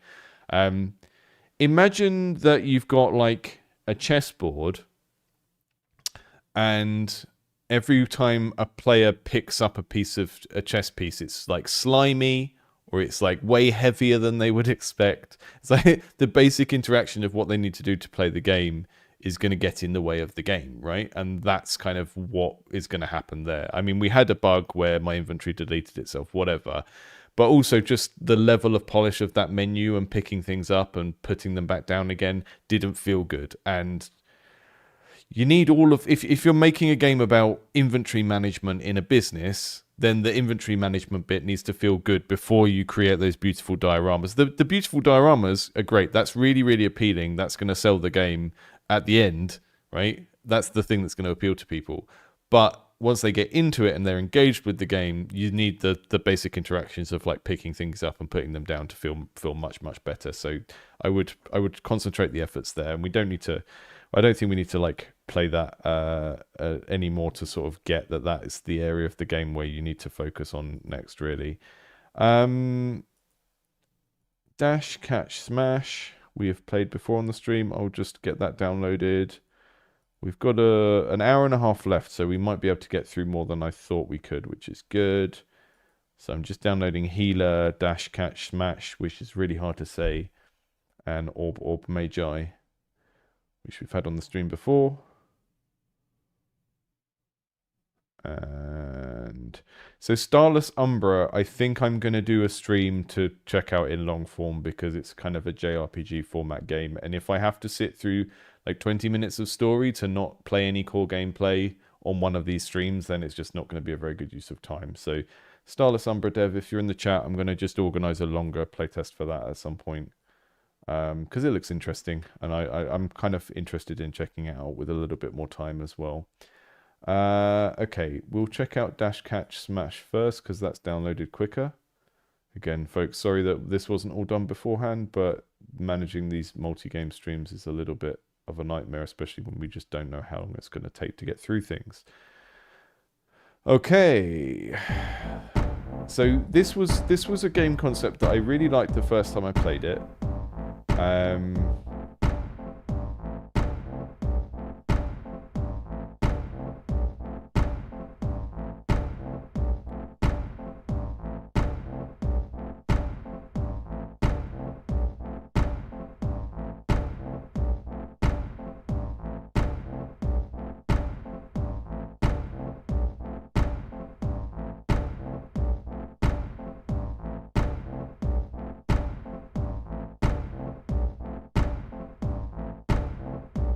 Okay, I'm gonna come back to the comments on this before we finish, but I'll just play it blind for now.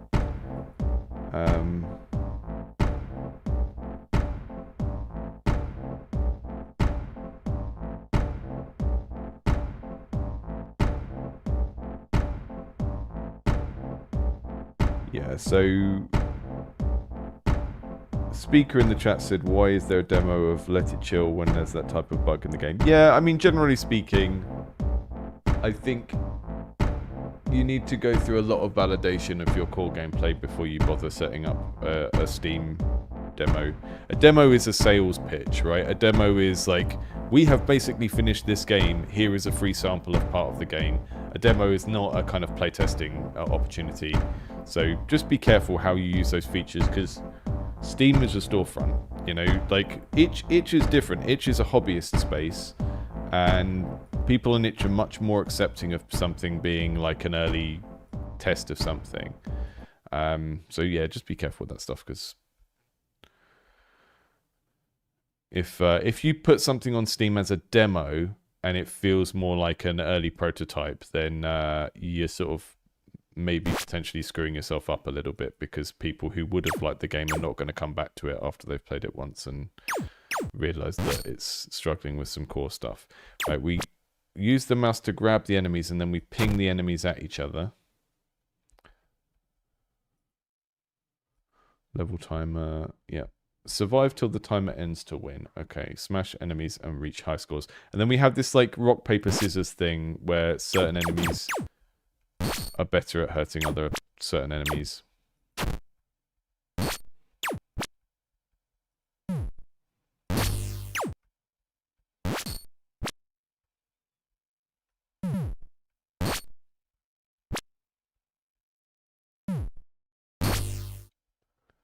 Don't know what these, there's some sort of special doohickeys up here.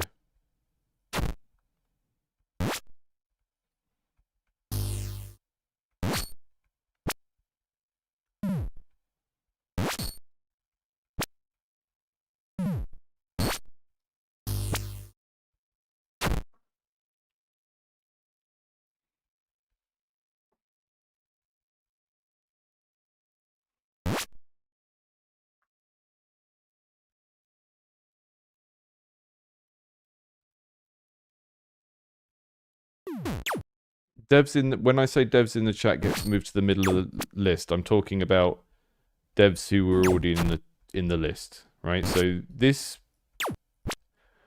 I do lots of different streams. This one, the community playtest, is folks who support the channel on Patreon. So it's people who are already in our Discord who have submitted games before the stream, and then the list gets sorted based on what's new. So games that we haven't looked at before go to the top of the list. And then, as I said, the devs who were in the chat today who had games in the list have been moved to the top of the list. If you just went on the website and submitted a game to Indies Under the Knife, that's a different stream.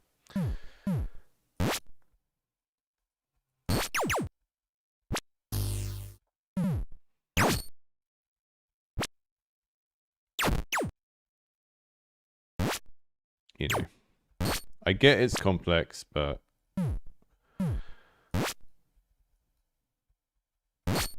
you know, RTFM applies to many parts of life, and getting media shared or critiqued or whatever is just as much a matter of RTFM as anything else.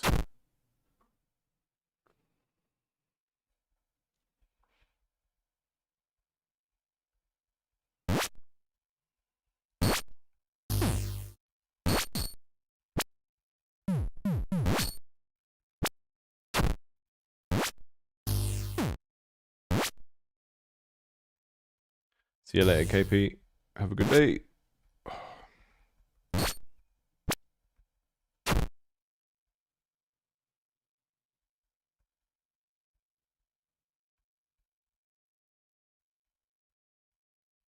Ah, here we go. Some walls have special effects. Hypercharger, rebound enemy gains huge speed boost. Detonator, rebounded enemy explodes on hit or end of throw. Okay. Some walls are special. Make use of them to survive. Don't mind if I do. Okay. We're going to start the main game now. Yeah, that feels good.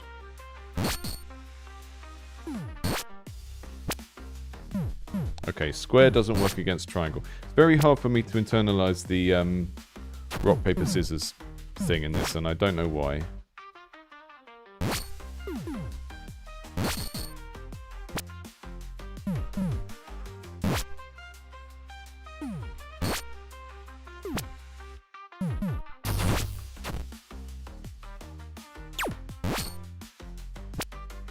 So, in terms of the controls, what I'm doing here is I'm using WASD to move the character around, and then using the mouse to aim.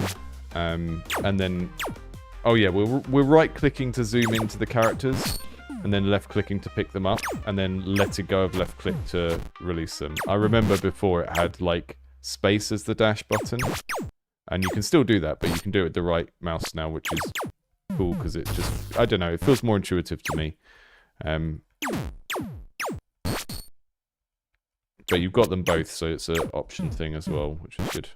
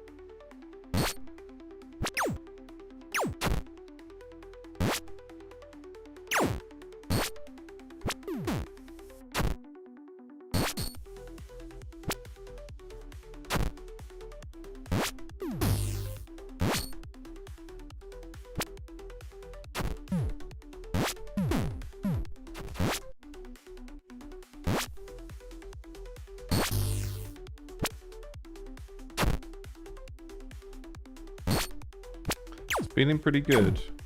I'm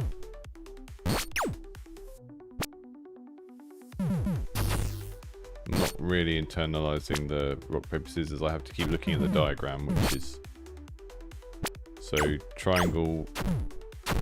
Yeah. Double bounce. Oh, we got it to bounce off both corners. Nice.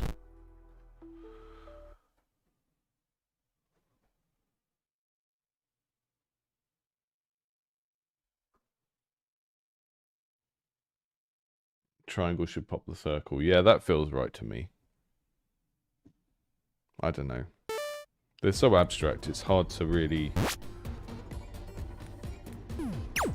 work in terms of shoulds, but yeah, I get what you're saying.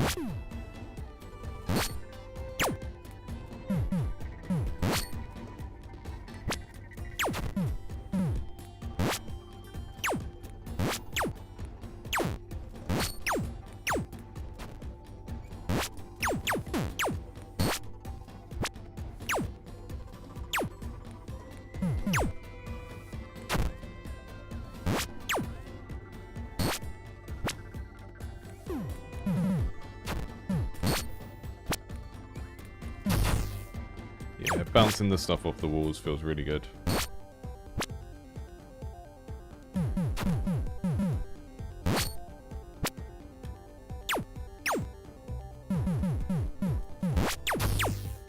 That felt weird. It's like the trajectory changed at the last second.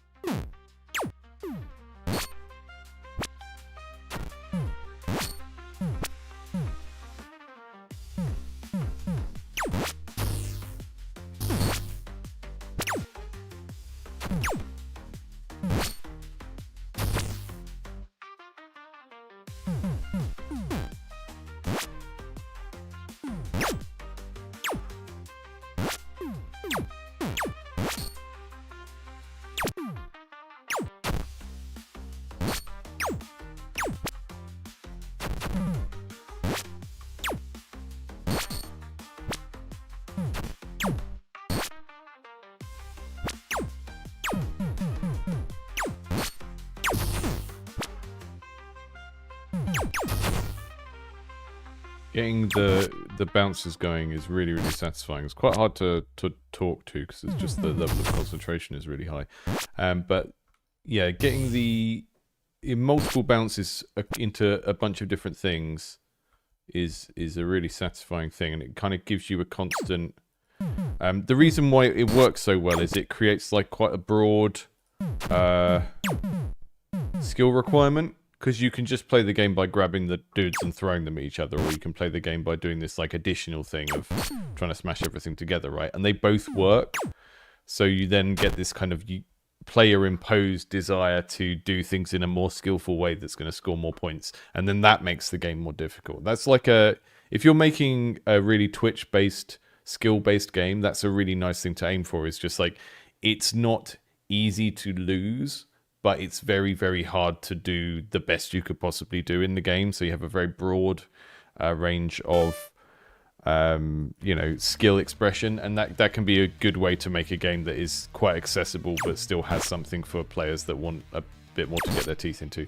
What does this red bit do? Oh, it just destroys it. Okay. So if we can finish our bounces up there, it will blow up the thing that went into it. Is that right?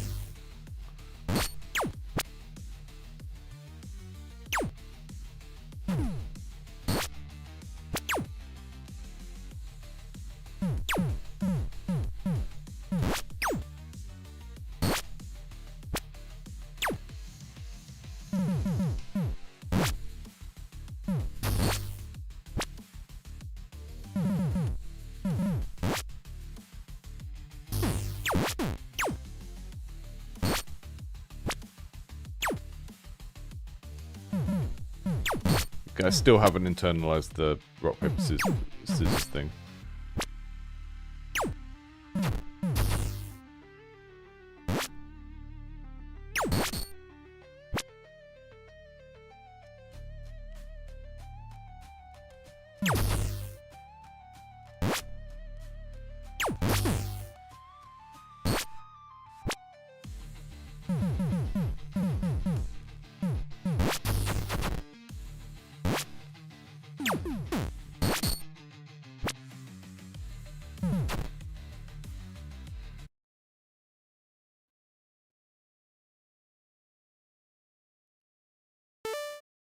Visual cues for killable enemies. Yeah, so the way that could work would be like, when I've got this guy picked up, then the ones that are weak to that. So the triangle is strong against this, right? So because I'm holding a square and the square can't damage the triangle, doing some sort of highlight on the triangle to make it look like it's shielded, you know, like it gets a white bar around it, and that lets me know before I shoot that it's not going to work on that, right?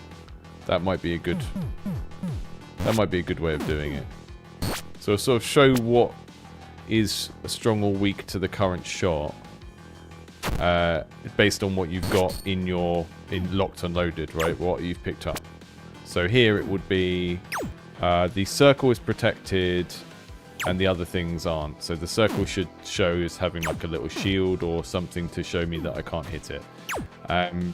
Because then what you're doing is you're not forcing the player to need to look up here, which is just a non-ideal solution, really. I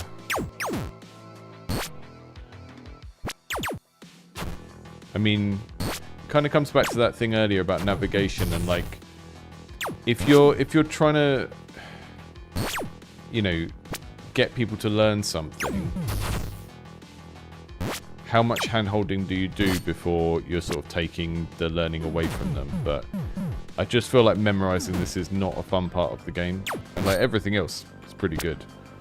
Like this kind of doing kind of pool, billiards, snooker type stuff with the physics and bouncing things off the wall really feels very satisfying, especially the fact that it's kind of moving as you do it. It's a really neat set of things, but the yeah, that little triangle of interactions is just...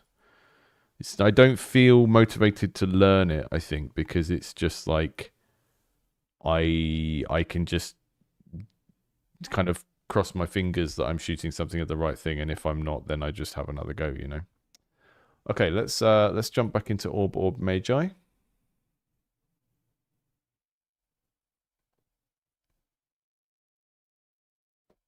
Yeah, arrow to circle is intuitive because it's like popping a balloon with the sharp thing, right?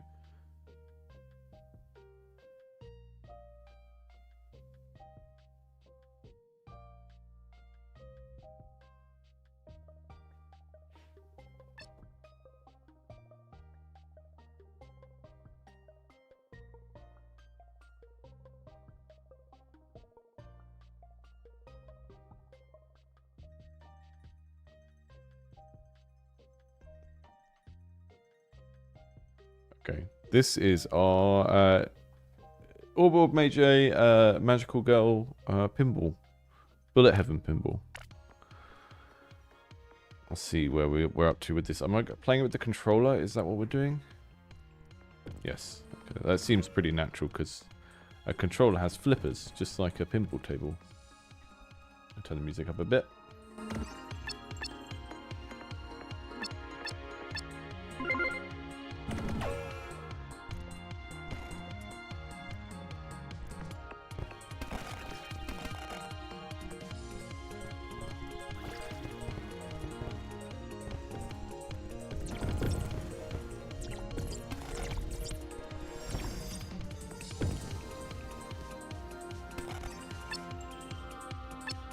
It spawns a laser that's rotating around your orb.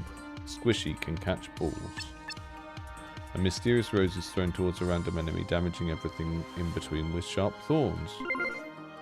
Sure.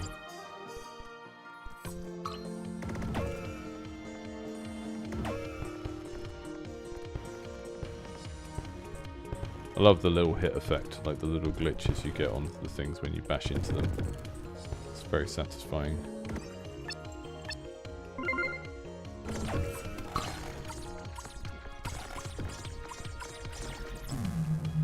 Lost track of the ball then.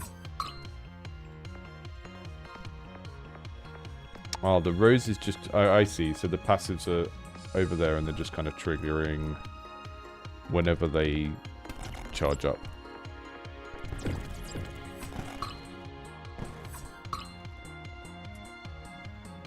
Uh-oh. Uh-oh.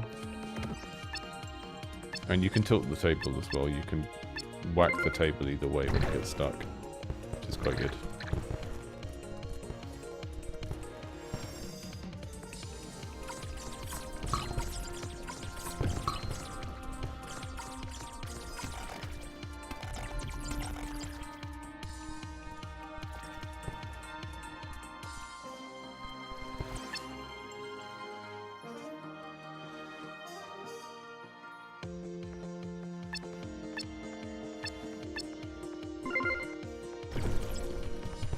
I've got some active abilities up in the top that's kind of telling me what controller they map onto now as well, which is interesting. Slightly overwhelming, but I guess you can play the game without them for a little while and then kind of gradually learn how to use them.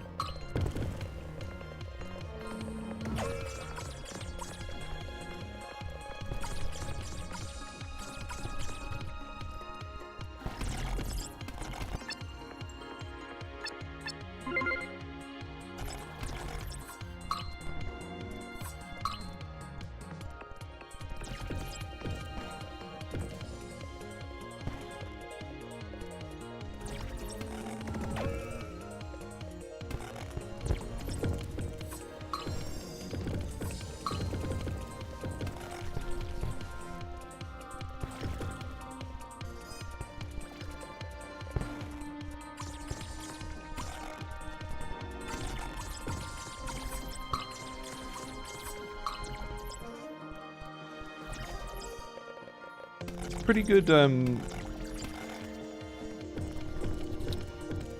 it's a good set of things to mix, because if you think of like bullet heaven games, they work because so much of it is automatic and you don't have too much control, you're just controlling movement. And the bullet heaven games that don't work for me are the ones that like try to put the twin stick shooter back in, so you're constantly aiming the entire time you're playing. I think Bullet Heaven and Pinball go very well together in this instance because it's making use of the fact that in Pinball you're not interacting directly with the ball at every moment of the game. You're watching the game and then interacting at the appropriate time. So you're having to concentrate, but you're not having to like concentrate every second of the game to like push the twin stick aiming in a particular direction or whatever, which I think is the problem that a lot of bullet heavens have when they try to be more active, is they make the player need to be active every single second of the game, which for like a 20-minute survival game is not good, right? Which is why I was saying earlier that, you know, survivors like bullet heavens, they're more about farming points than they are actually about surviving. The surviving is there as the story theme, but as games, it's relatively easy to survive. It's much more about farming the points. The fact that pinball is this relatively low interaction, it's not, you know, you are constantly paying attention to the table, but you're not pressing a button every single second of playing a game of pinball, and that makes it marry up quite well with the kind of auto fire bullet heaven thing. It's going to take me a while to get used to using the actives, but that's partly because I didn't really read what they did properly, because I wasn't expecting to need to use them actively. But I've got an umbrella now that's charging up on my A button.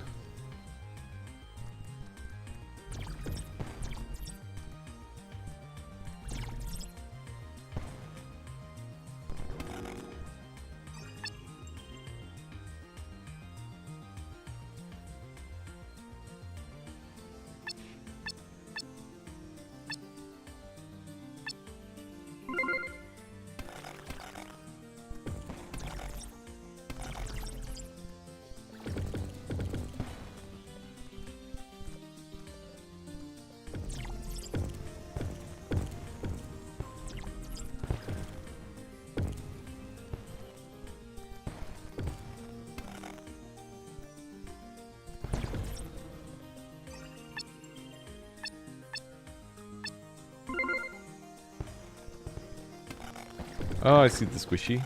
I see the squishy down there. That's the upgrade I got. Was just like, that's the equivalent of the sort of when you die, you don't die relic that you get in most roguelikes. The first time you die, you don't actually die. There's usually one of those. It's like the fairy in a bottle in Slay the Spire. Here it's the squishy. Squishy that lives in the hole.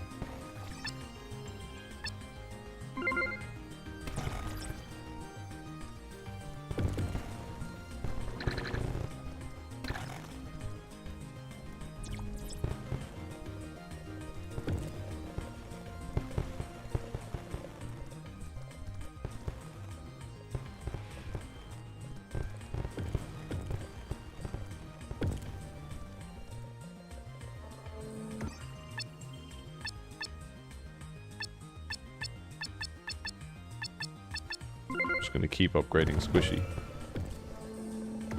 I do that sometimes when I've got a game to learn and there are lots of like active and passive abilities. When I'm first learning a game, I will often just pick the passive abilities because then I don't feel like I need to really master a new thing. It's like, I don't know, it's something worth paying attention to what you do yourself as well, because like, getting a new active ability where you can do something is always appealing. But when I'm like, I really want to learn this game and get good at it, I tend to just... Or if I don't have a very long amount of time with the game, I tend to just go, oh, I'll just go for the thing that's easy to understand first. Right? And having another button to press doesn't always appeal early on. Because I'm already overwhelmed, kind of thing. So we've got the bow and arrow on X now. And the... What does the umbrella do? I can't remember. So when they are in usable state, they get the blue highlight, is that right?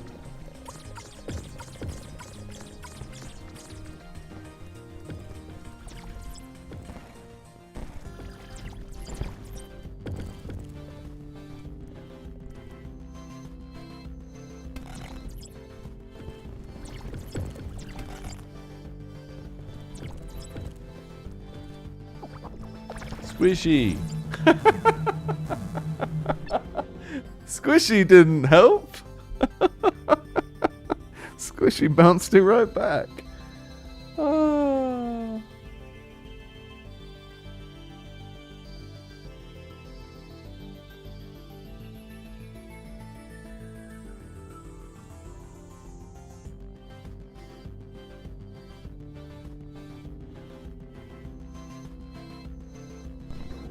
Ah, they're automatic by default. Okay. That's confusing because it says passives and actives. I mean, it makes sense to make them automatic by default because it will be easier for players, but yeah, it's just because the UI says passives and actives, you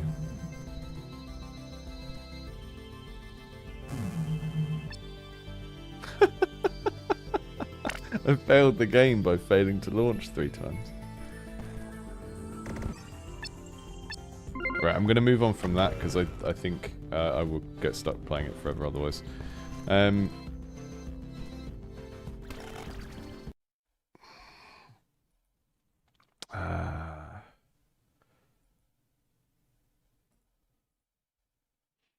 should have Healer downloaded. Yes, I do. I do.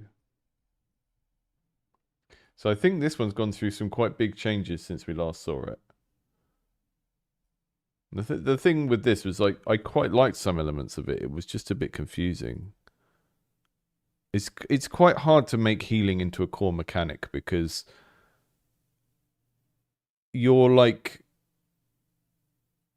trying to stop something from happening rather than trying to make something happen, and that can feel quite not very exciting.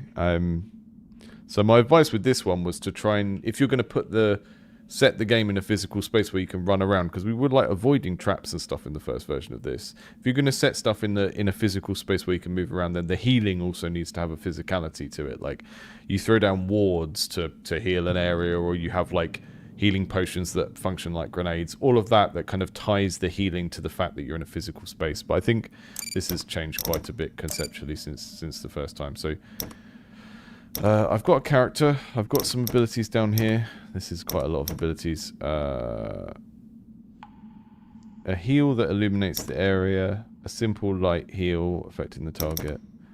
Dispels negative effects. Cast the light on the target. Okay. Light healing all periodically. Attack. And dash.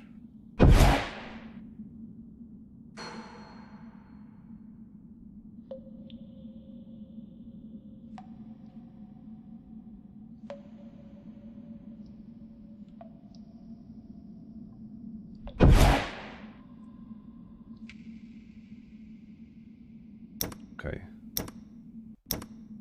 So who am I protecting? This... The blue guy?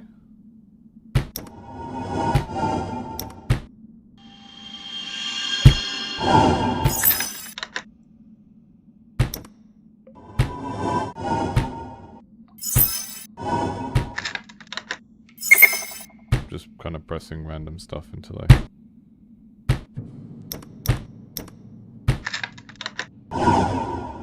Okay.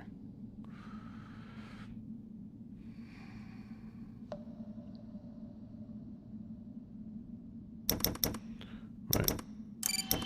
I think we have too many abilities here and they're not different enough from each other.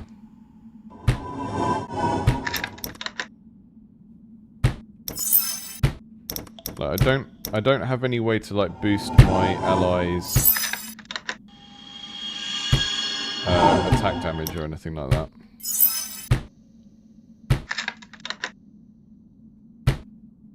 I have multiple heals, but they are quite similar to each other, so it's hard to really judge which one I should be using. Right, so I really have to pay attention. So this is the cheapest thing. That's like the thing we spam, I guess. That heals everyone. And that dispels a negative effect. I need to know how I can tell if they've got a negative effect. We've got two resources. We've got a green resource and a blue resource as well. I guess that's stamina and mana, maybe. And then the ultimate on 5, which heals everyone periodically. So it's like a regen thing. And then we have an attack on Q, which says 150. I don't know what that corresponds to, but I guess we'll see when we get back in. It's like trying to do quite a lot with...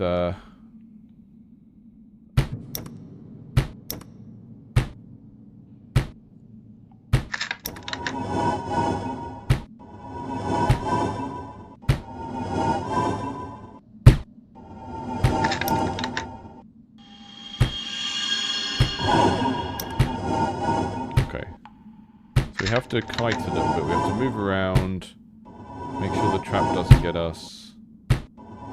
Balance between using the base heal and the one that heals both of us.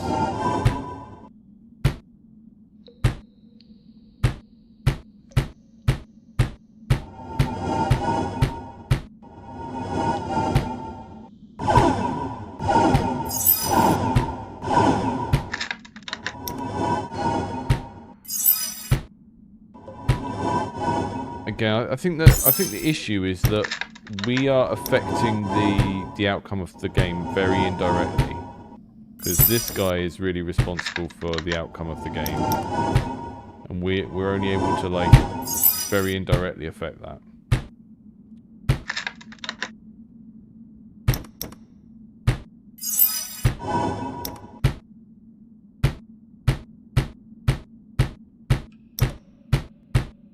We've just got a few too many options without them being different enough.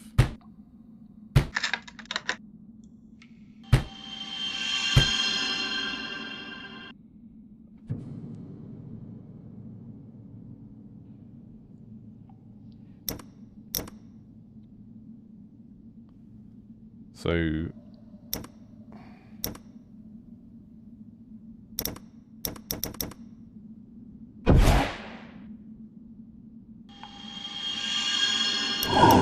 I need to be spamming my own attack a little bit more as well.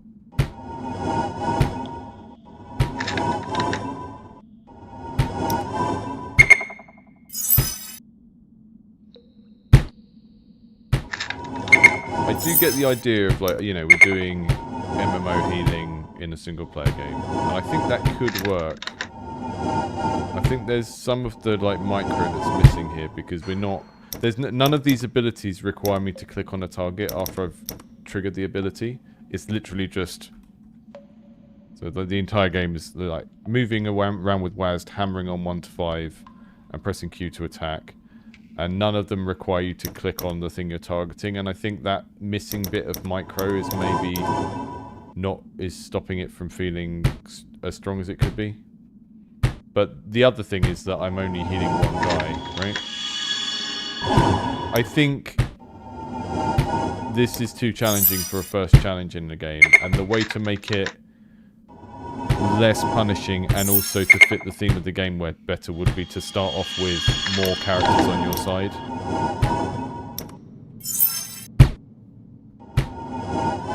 And then if one of them goes down, it doesn't really matter so much as well, because you've still got the other one. Whereas this is just like, if this one guy dies, you basically need to let the monsters kill you so that you can go back and start again, which is not a good setup.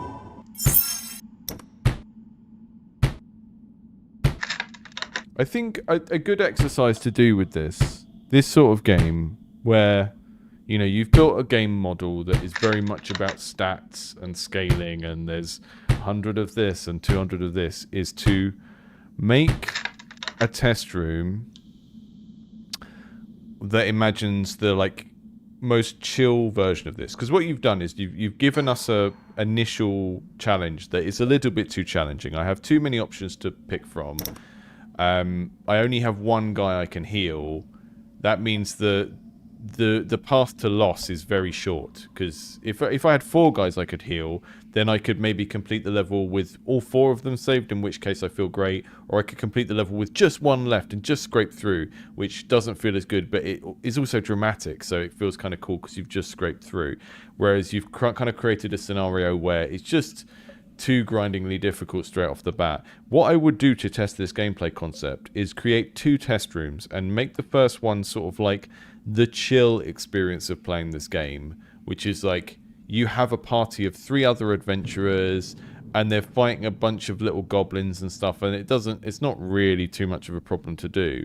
And then make a test room of what you imagine the, like, end of this game to be like. I think having one guy that you're healing and looking after really doesn't evoke the sort of fantasy of being the healer in a D&D party, or the healer in a Warcraft dungeon or something like that. So that's kind of not helping as well. And then, see, is this person on my side as well? I think your character choice is confusing as well, because you've got like a human character as one of the enemies here, and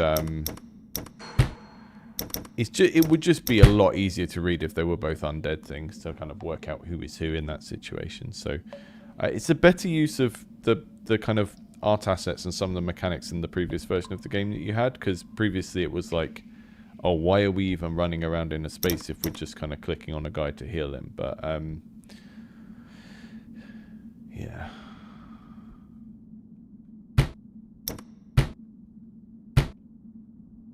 I think having a targeting stage having fewer abilities, like only 4 abilities in the dash, and then having a targeting stage on some of these so that I have to click what I'm attacking.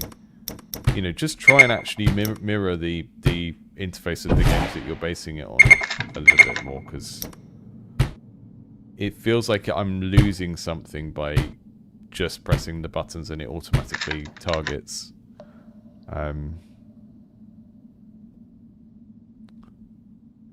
The third one is the rogue. Sorry, hang on.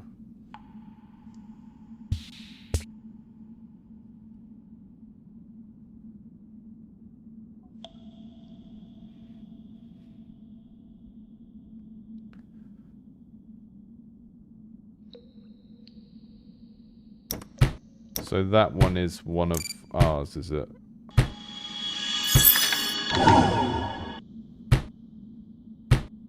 So they're fighting that guy in red and this one who's shooting a Is that who they're targeting? Why is... Oh, okay, that's that character. Okay. Yeah, it's quite hard to match the characters up with the portraits.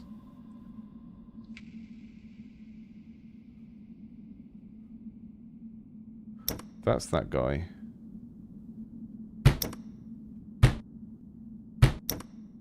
That's...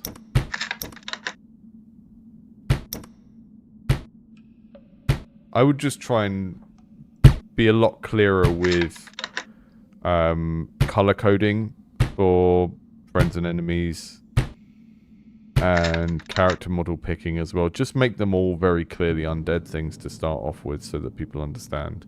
The only thing there is that when you start to get into undead, then people have the association with like undead being damaged by holy magic and stuff. So then you sort of have to decide whether that's going to be a thing. But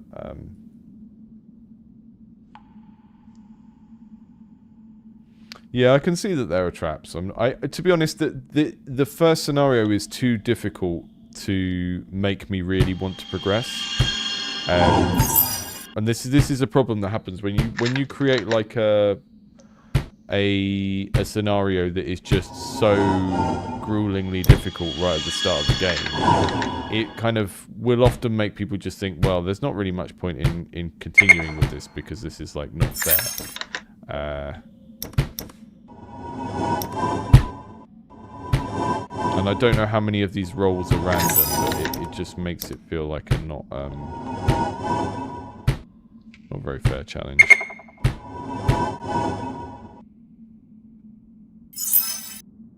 I mean, I don't know how you... I can give, like, micro advice on this, but I don't know how you make it good, and some of that for me is just because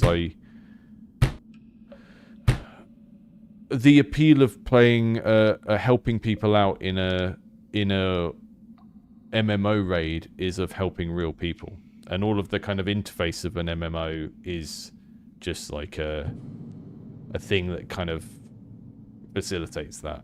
So doing that as a single player game to me is like, okay, this is one of the reasons why you know, if you play Overwatch or something like that, they basically have to bribe players into playing support roles because most people don't naturally tend towards it. And for the players who do, it is the motivation is helping real people to do a thing. So it's difficult, again, because the fundamental core mechanic is stopping something from happening rather than causing something to happen, which feels very disempowering.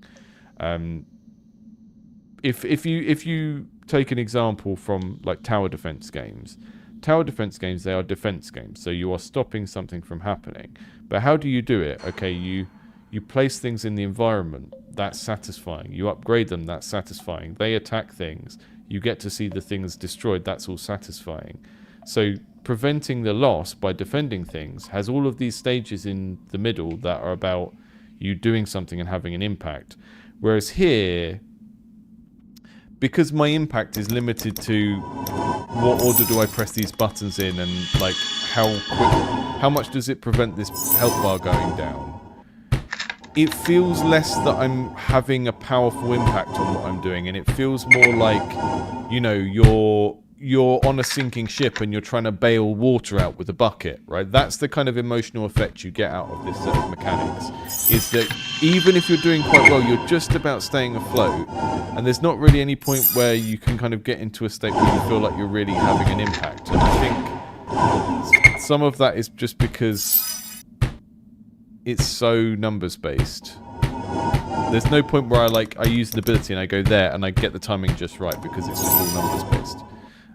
And I might be being quite reductive about this, but that is what people will see when they first interact with this game. Maybe there is going to be some depth under the surface, but it is a fundamental challenge with making a game about healing, and this isn't the first game that's tried to do this and is struggling with it. But that's why I said in the last iteration of this, you know, make these abilities targetable. Make some of them do something that adds something on the ground, so that suddenly there is a reason to have the game in a space. Because if the other thing is, if we go into this area, everyone runs in, does their combat, they do their auto battler combat, and they're just staying where they are for the whole thing. So we have these traps that come up that motivate my player character to move around and in and out of danger like this thing, whatever this is. But no one else is using the space. And so we're basically back into the situation of having a Pokemon-style JRPG fight where you just choose abilities, because the spatial element of all of this grid and the fact that we can move around is very limited to just sort of avoiding the traps a little bit and maybe kiting to aggro the enemies and stuff like that. But it's just... It feels like there's lots of stuff here which is ripe for doing something better with, but you're going to really have to think about like bringing the total amount of abilities down and making them a little bit more relevant to like all of this space. Because at the moment everything is auto-targeting, and you sort of need to think about where the skill would be. Because these require less skill than like an equivalent a character in like Dota or League of Legends. Like League of Legends would require me to trigger the effect and then choose where to unless it's just like a bomb on the area I'm on. So I feel like that the abilities sometimes need a confirmation step that requires you to use them on a particular part of the world to make them feel a bit more like you're doing something. And for there to be a purpose to having the level in the first place, I think you need to be able to cast certain things on the ground, so that there's a reason to actually cast things. You know, and some of it could be like, if you take the interaction we just saw, someone is standing on the edge shooting a bow in. Okay, what could be a counter to that? How could one of these abilities, instead of just... It feels like all of these abilities are just like picked out from... You know, we've got a global heal, a light heal, dispel. It feels like it's like the standard set of things you would get in a D&D game or something like that.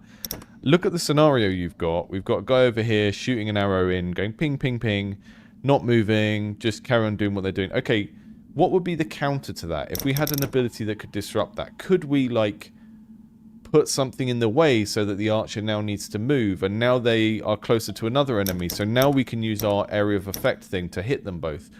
I don't know. Like, you know, is there like a scenario that the game kind of enemy AI is already creating where we can design some of these abilities to have a few more uses, where if there's if the character's in a particular position, then doing this ability there would be more favorable? Because at the moment you just sort of hammer them and they auto aim. They don't have like much scope for being used in different ways, right? And I think if you're making a game that's driven by abilities, trying to come up with abilities that can be used in several different ways on the battlefield is a good shout. So, you know, it might... I don't know what the examples of that are, but it could be that you have, you know, dispel can be used to put out a fire. It can be used to get rid of a thing on the battlefield. I don't know, but there's just too many of these at this stage. It kind of makes it hard to... Even the iconography is quite similar. Like, why is dispel a hand like that? How do we create the mental link between those things? Yeah. Just like the ultimate, it's just called ultimate. It's like waves of healing. It keeps healing periodically.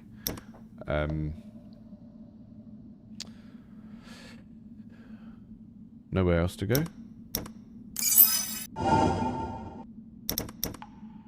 And the flare says it's a light, but it doesn't actually light up, so we can't go back into the dark room with that.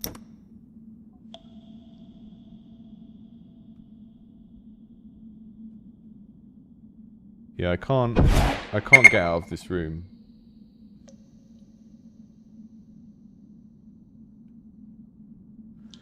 Yeah, exactly. Like totem abilities where you move the characters around by putting a healing item on the floor is exactly the sort of thing I'm talking about. Okay, bottom right to leave. Got it.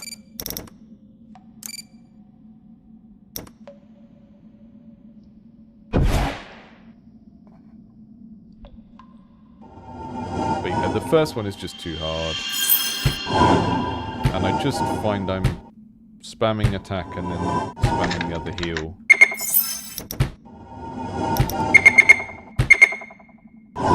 It's like simultaneously too hard and there's not enough to do, because the thing that I'm doing, I'm not really thinking about it. If that makes sense. And the difficulty comes from the numbers rather than sort of what the player is really being asked to do.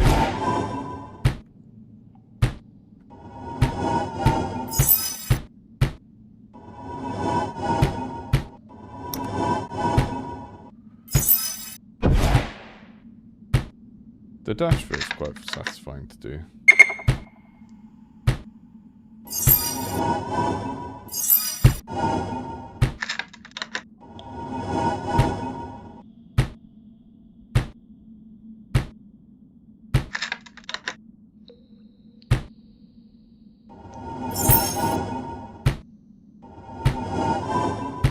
Maui, yeah, Maui, what would you expect from a game about playing Priest in one of those games? I'm just going to get the next one up.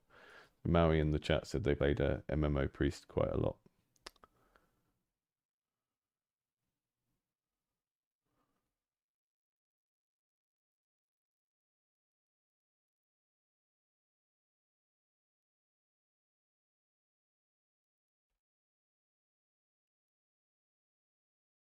And what we'll do, because I've still got 35 minutes, we will do Starless Umbra for the last bit. I'm always wary when I see a sort of JRPG because they often spend so long to get to the point where you actually play the game. So I will load that up for the last bit of the stream.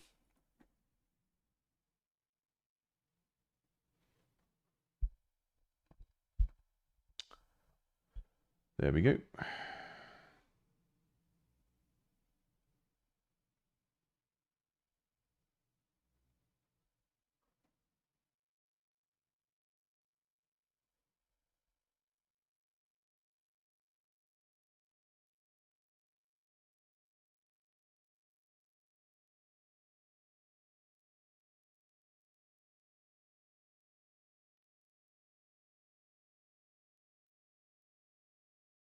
Yeah, so if the SFX were a bit loud, it's quite hard to get them right for every single game in a stream, and having to click out of the app to change the relative audio is a...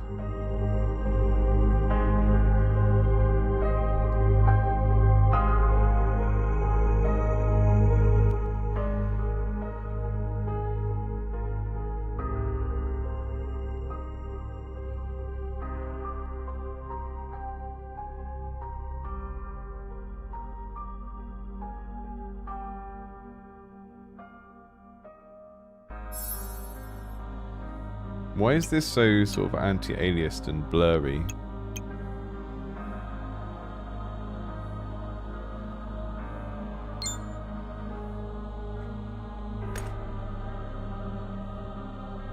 Yeah, exactly. Don't make your first... Oh, this is a really weird setup. Okay, I didn't realize what I was doing was to configure the controls myself. It said press the button for this, so I pressed it, and then it was like configuring the controls as I went on. Okay, confirm, cancel.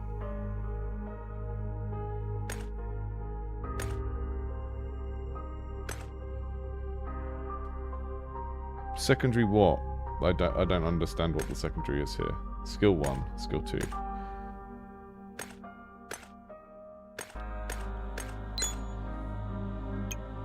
Okay, that was really, really confusing. I don't know what secondary is. Secondary to what? Secondary fire? Don't know.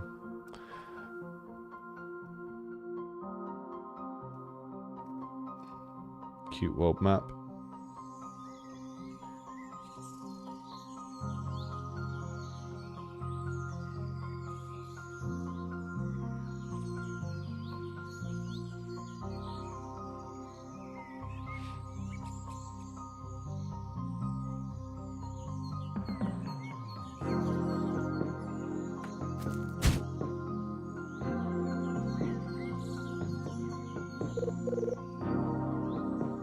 Another day, another one down.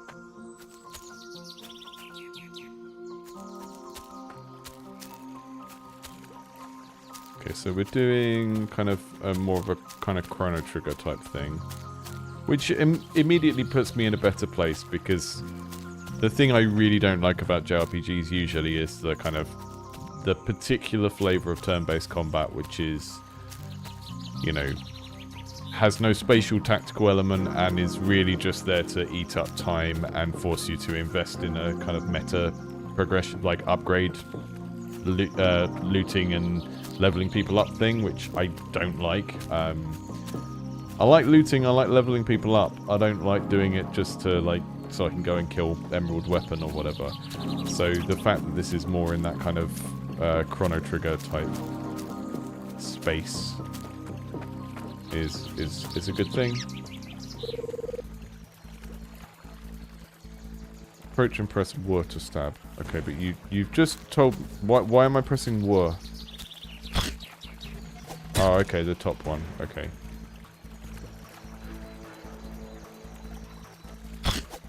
Okay, so that's just assigned to the top of the controller, like a kind of a Zelda interface. Your health is replenished after battles in exchange for a small amount of spirit. Okay.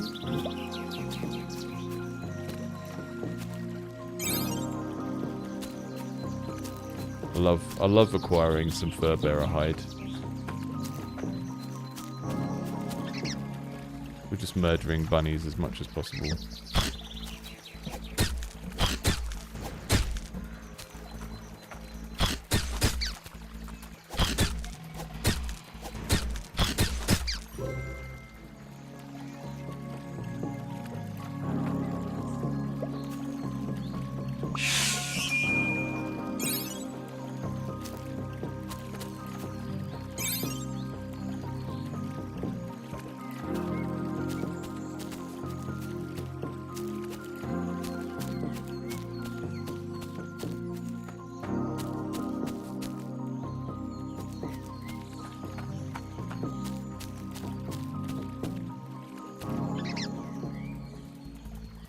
Got leap.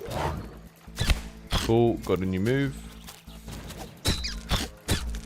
One thing I'm noticing about the lock-on system is that, so you've got this, a lock-on you can use on the different characters.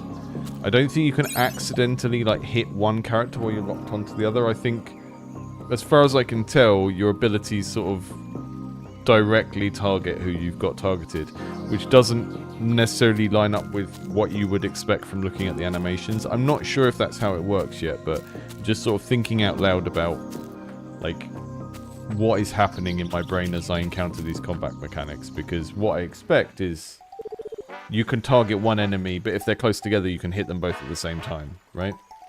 And it would be a shame if we don't have that, because that's kind of what people expect from sort of action RPGs with lock-on mechanics, is you're using it to lock on, but that doesn't mean that your swing won't potentially hit two enemies at once, which would be satisfying to pull off. So.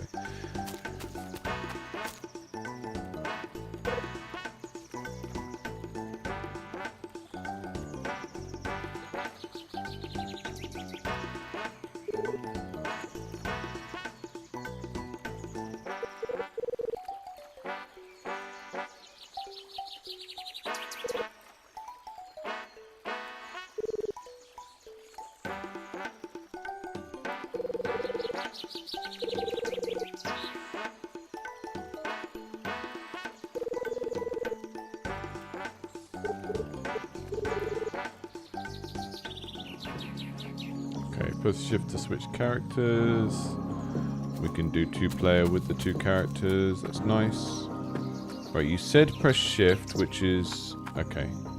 I would also... so earlier on, when we mapped that button onto select, it was referred to as shift. Call it swap. Don't call it shift, because there's a key on the keyboard called shift.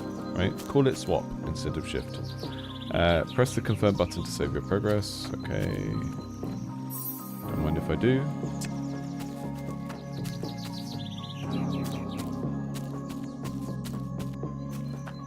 Yeah, I could see this really appealing. Like, this would work very well as a Switch game for people that want, like, more co-op games. Not just because it's co-op, but also because it has, like, a 90s Nintendo sort of vibe. Uh-oh.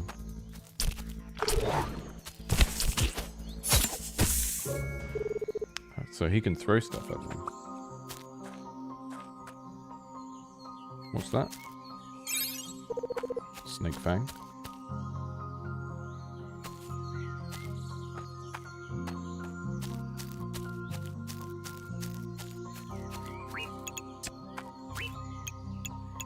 Menu looks lovely.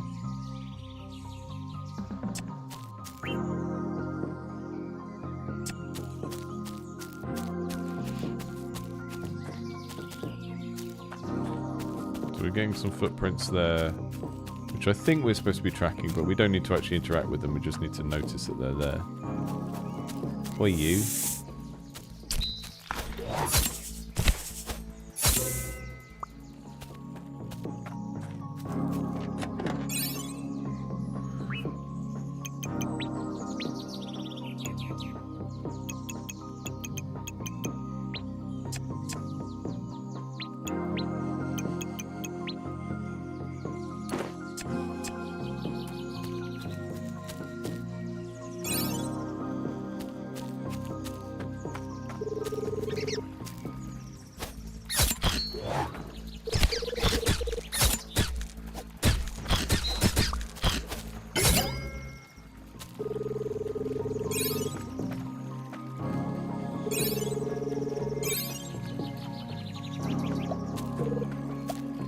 Characters are able to have a conversation while you're moving around the map. I like that as well because it stops the amount of like interruption of the combat and exploration.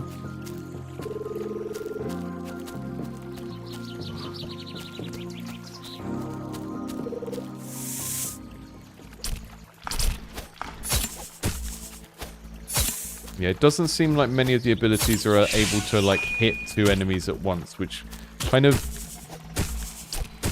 it doesn't kind of jive with the fantasy of what's going on when you see the animations and everything. You know, like there should be some of these hits feel like they should have like a slight area of effect.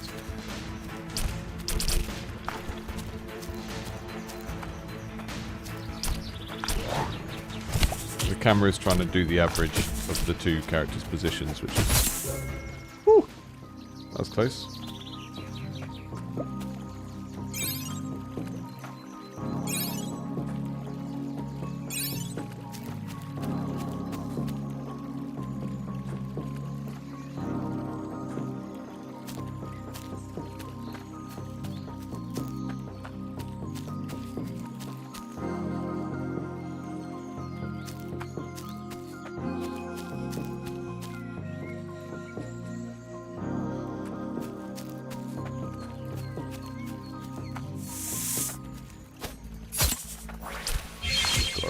Like a bear trap thing we can lay.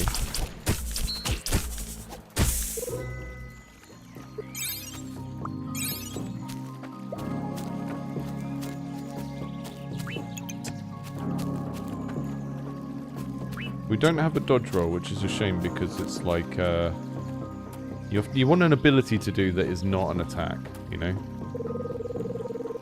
Carved in this tree are short messages and juvenile confessions of love amongst crackers.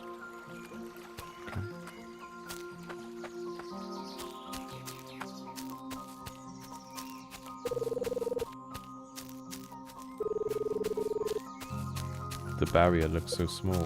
Where's the barrier? Is that the mountains?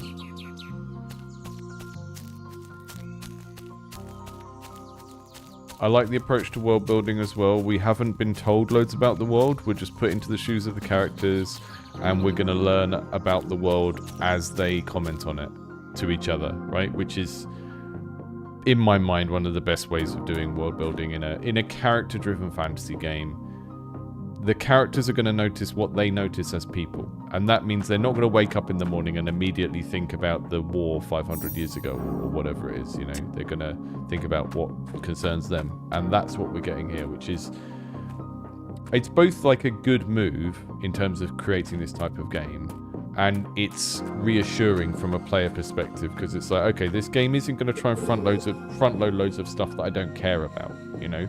You have to gradually make players care about your fantasy world, and you do that by putting them in the shoe of a character who can do cool stuff, letting them do the cool stuff, and then letting the player gradually become invested in the world over time through hearing that character sort of engage with it, you know?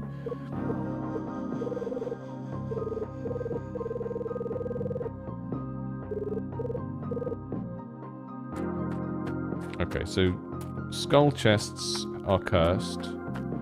I want to open it anyway, though. I've got some flips. Okay. We made the game harder, basically. You get some money and put a buff on all the enemies.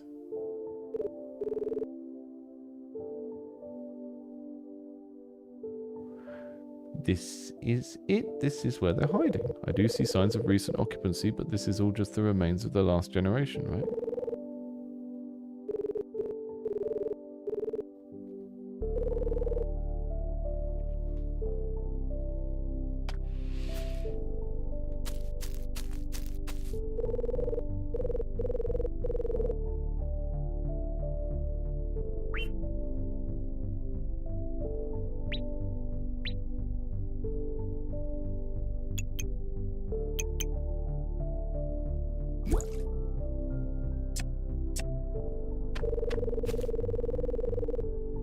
So the spirit heals you after you exit a combat, but if you, it's sort of the amount of water you can carry is the thing that impacts that. I think that's what I got from that.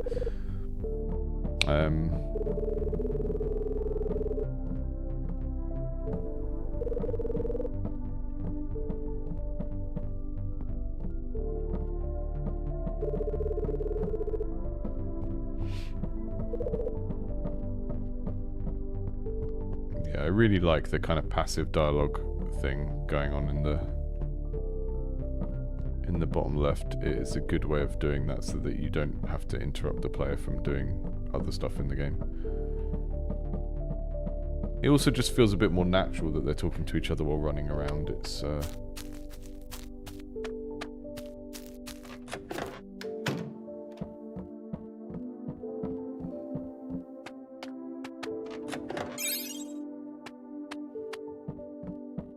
I've acquired some kitchen knives.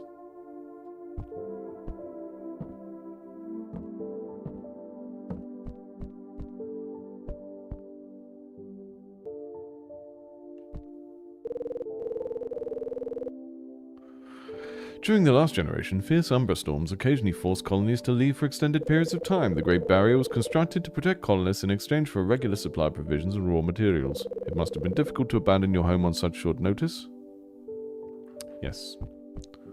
Was that supposed to be a book? Because it was just a talking... just a talking chest of drawers. It doesn't have a book on it, so I don't know where that information is coming from. I know I'm being pedantic, but it is the sort of thing that will confuse people. Because it looks like the character is just thinking out loud while looking at a chest of drawers, because there's not a book on it.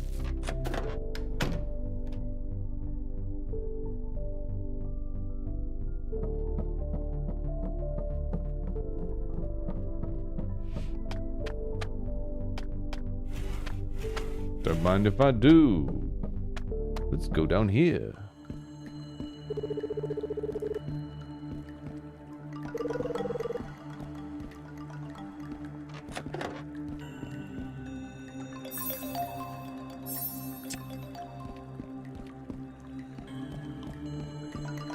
A lovely little water reflection. Isn't pretty?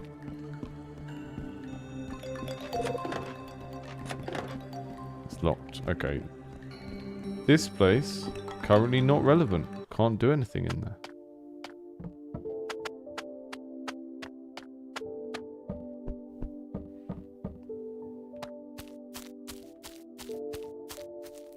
So I played Chrono Trigger on an emulator in my late teens. I think I only played about 2 or 3 hours of it, but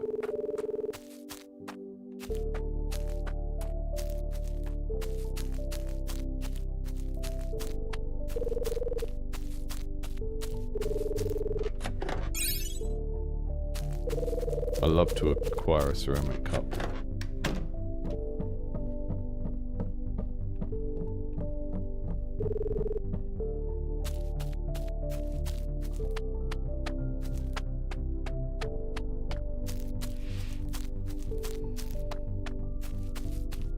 Have I been in all of the buildings? I've been in all the buildings, I think. Maybe there was something in the basement that I was supposed to do.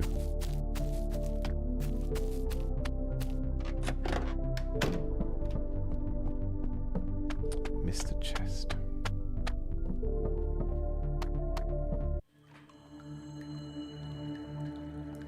Yeah, the basement feels like it's significant.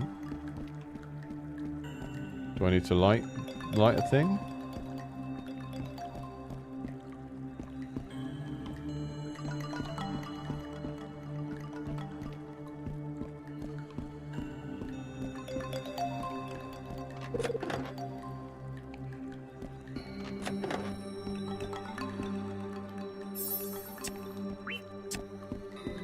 Missed a chest.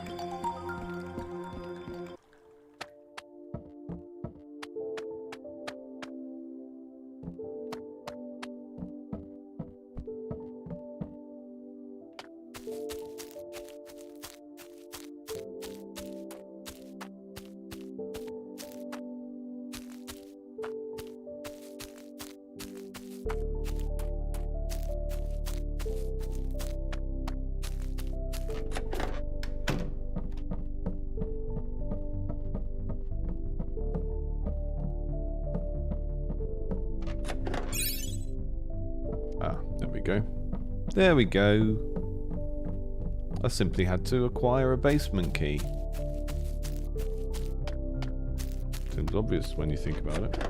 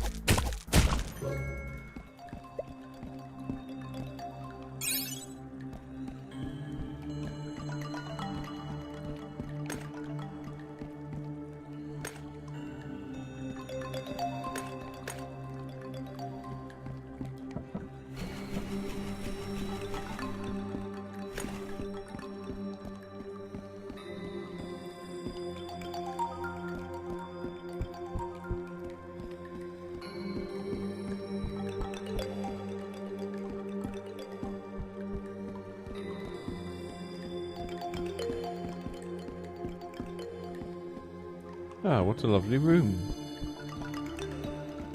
We can chain ourselves up.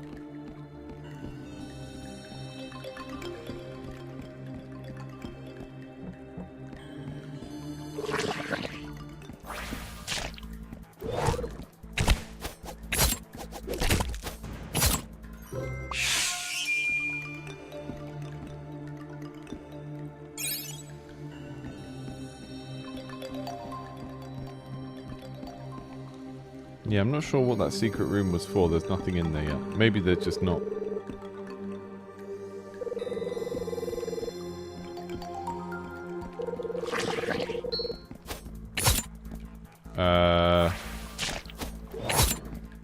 Yeah, come on guys, that doesn't feel good.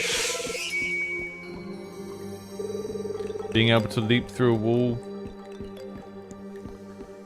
that doesn't feel good. It sort of breaks the suspension of disbelief a bit,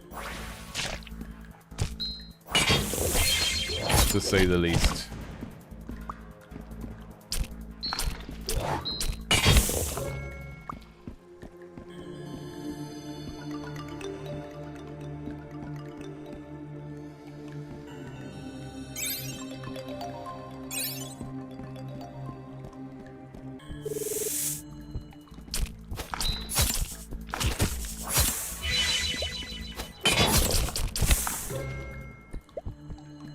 Some visibility issues here.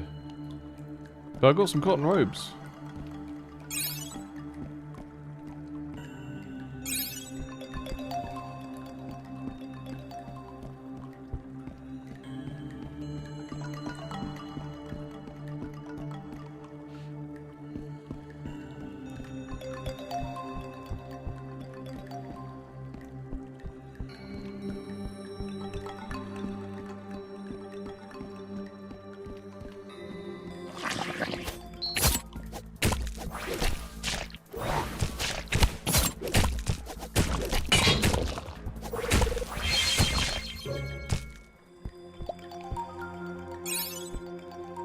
So it's a little bit strange to me that some of the resources, the XP points pop out. Okay, that's because that's XP and the other things are loot. It's a bit strange that some of the things you need to directly interact with the bodies and some things just pop out automatically. You've learned an augment. Augments allow you to modify skills in different ways. Yes. Nope. Nope.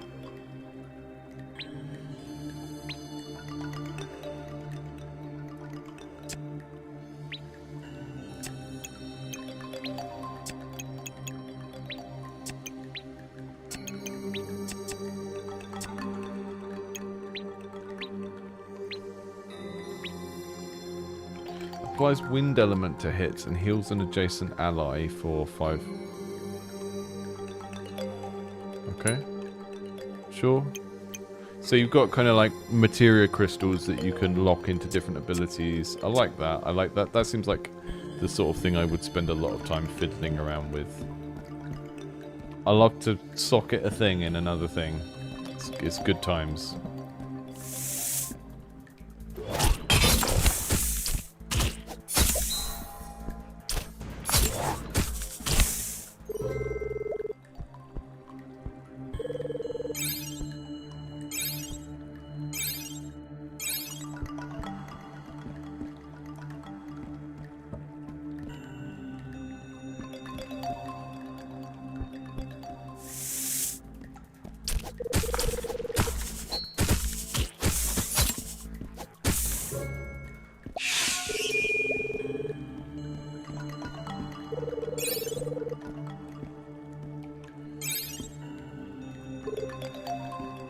Huh. There's some tricksy puzzles over here, and we're gonna have to like go in and out to get it to reset as well, which is. Don't make me do a soccer ban. I never want to do a soccer ban. Okay, at least the enemies didn't come back. That's a good start. Can I push these into the water? I can't push them into the water. Okay. I can't squeeze through there. I can push that up, then that across, and then up, and that across, and that across. I still never want to do a soccer ban.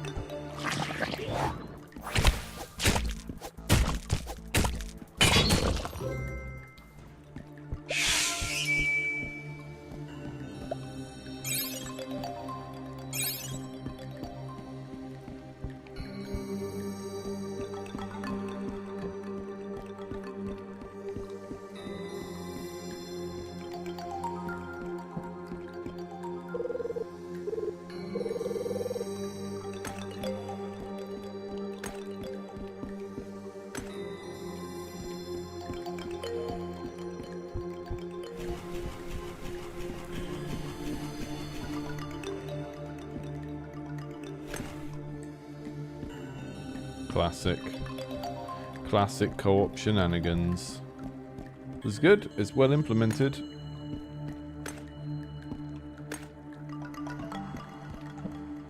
Yeah, this is great. Look, straight into it. More and more co-op-y stuff.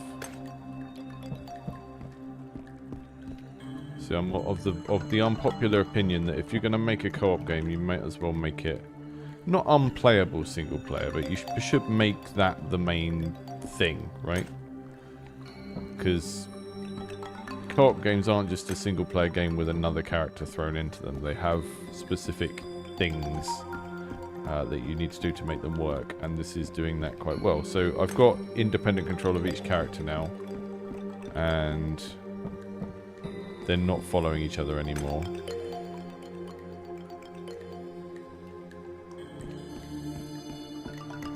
So I can run them around separately and switch between them. What's this? Logs of dates and scribbled attendance records from the last generation. How long were they forced to find shelter in these sewers? We unlocked a passive orb.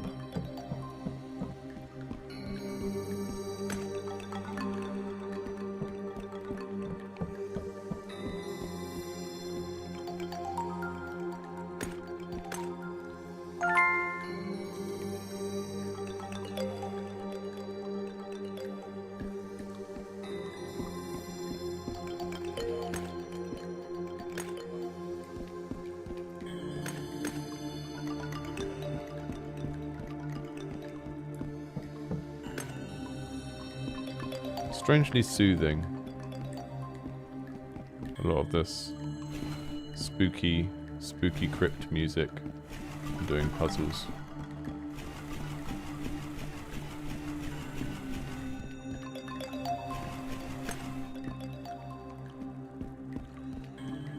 Hello. I'm coming out of there now.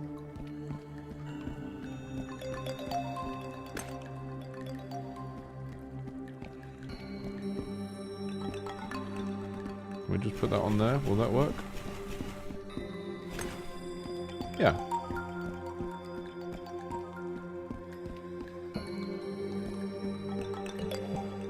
I mean, the 6 pads, it was a combination of 2 of them, right? So, I don't know. I thought, I'll put the one character on one, and then I'll try the other character on all the others, and then I'll move them one, and then I just lucked out by putting the first character on the top left.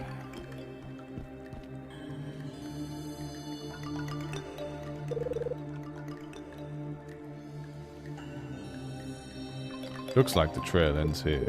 What? No way. After all those puzzles, let's search this place for clues. It's getting late. We really should get back soon. It's not like we haven't been late to evening attendance before. What's evening attendance? It's intriguing.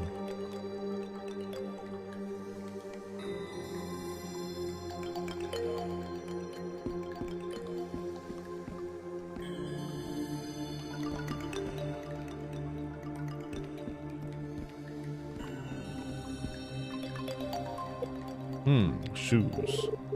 These aren't colony issued, right? You think it belongs to the infiltrators?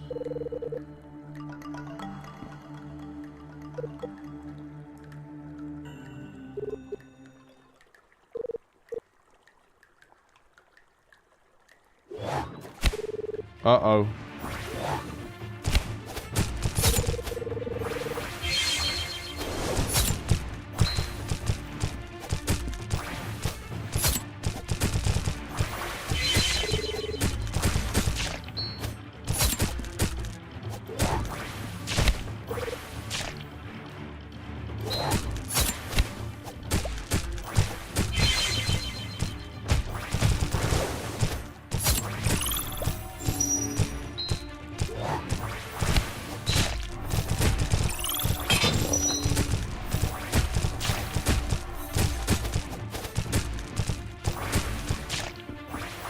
So I just want to, just for a second here, because when the combat gets a bit crazier, there's a few things where, like, the color contrast is not as good as it could be. Because you'll notice on the UI layer, like the character portraits and the dialogue, we have like a hard black that is used to outline stuff. And the game world doesn't have that hard black. And that's okay in most instances, because it makes the game world look all kind of dreamy and everything. But like, if you look at the characters' health bars, they get lost pretty easily in this. And it's almost like they're grayed out. It's almost like the game is telling you, don't pay attention to this health bar. And it's like, no, the health bar is really important, actually. So I think stuff that's in the game world that is still part of the interface should maybe be a bit higher contrast than the kind of diegetic art of the kind of creatures and locations and stuff. I don't know. It seems a bit weird to put those health bars there floating above the characters, following them around, and then to sort of hide them so much.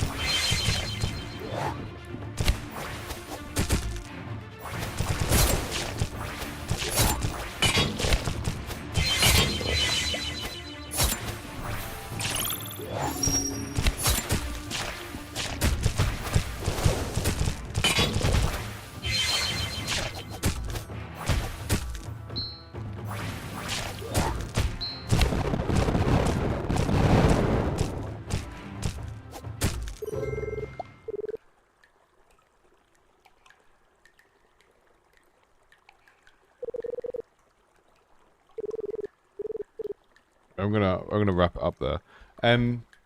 Yeah, I think that's my main piece of feedback for this is just the visibility is occasionally quite poor, and we have this like it's very clear and crisp, the stuff that's in the foreground in the UI, and the fact that the main game is a bit more kind of dreamy and pastel is fine, but it does make it hard to see sometimes when you're actually in the middle of those fights.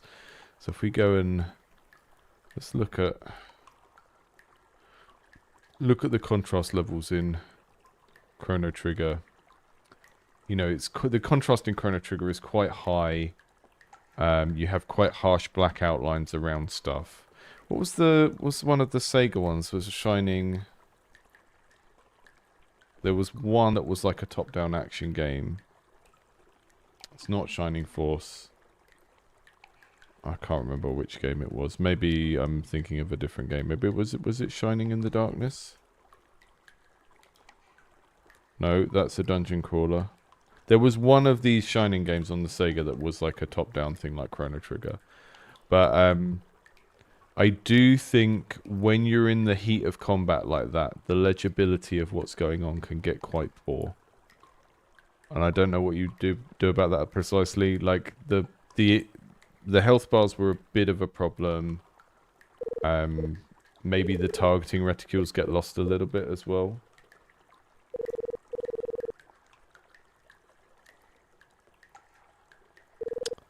But yeah, I'm not going to play any more than that. That's a really good setup for a game, though. There's lots of problems that I immediately anticipate whenever I see a game that is rooted in 90s JRPG stuff. And this didn't fall foul of any of them, right? So we had combat that was fun to do, that was engaging to do. We have drip-fed story, which isn't immediately bombing us with like loads of the world lore and stuff like that. The characters have different voices. I don't know, I didn't read it all out, but we have one character that's a bit more kind of stuffy, uses longer words, is a little bit more serious and humorless, and then one character's a little bit more loose. All of that does a good job of setting me up to, as just playing this as a demo, to go, okay, these people know what they're doing, right? Whereas I tend to find, and this is like just a classic thing where, I'm just going to close that so we don't have the music. Lots of types of games end up having a kind of a stigma around them where people will go, okay, this could be good, but in my experience, a lot of the people that try to make this type of game can't do it. Right, and a JRPG is an example of one of those sorts of games where so many of the times when one of us has gone to play a sort of indie JRPG, we'll have found, oh, actually, this doesn't have the systems it needs, or certain parts of the gameplay don't work, or perhaps more crucially, this is a game genre that requires people to be able to write, and the writing's not very good, right? And that didn't have any of those problems, so I'm pleasantly surprised there. Yeah, some folks in the chat have just caught the end of it and are just sort of asking about the games. I will go back to the VOD on YouTube and put the names of the games and the links to the games with the timestamps. Some of these would have been internal playtests today that aren't publicly available, but the ones that are publicly available, I will put links to in the timestamps on the VOD. So if you've joined us from Twitch, this is predominantly a YouTube channel. You can go over to YouTube and find links to everything we've checked out today. And that's good. But yeah, was it Shining Force? Non-Monazda? Let me check it out. I'm just falling down a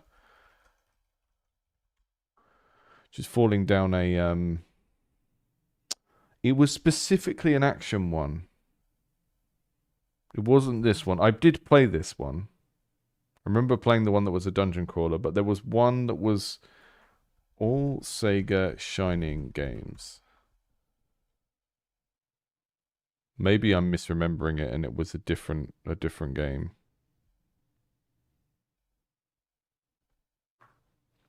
One of these? Shining Wisdom. Shining Soul.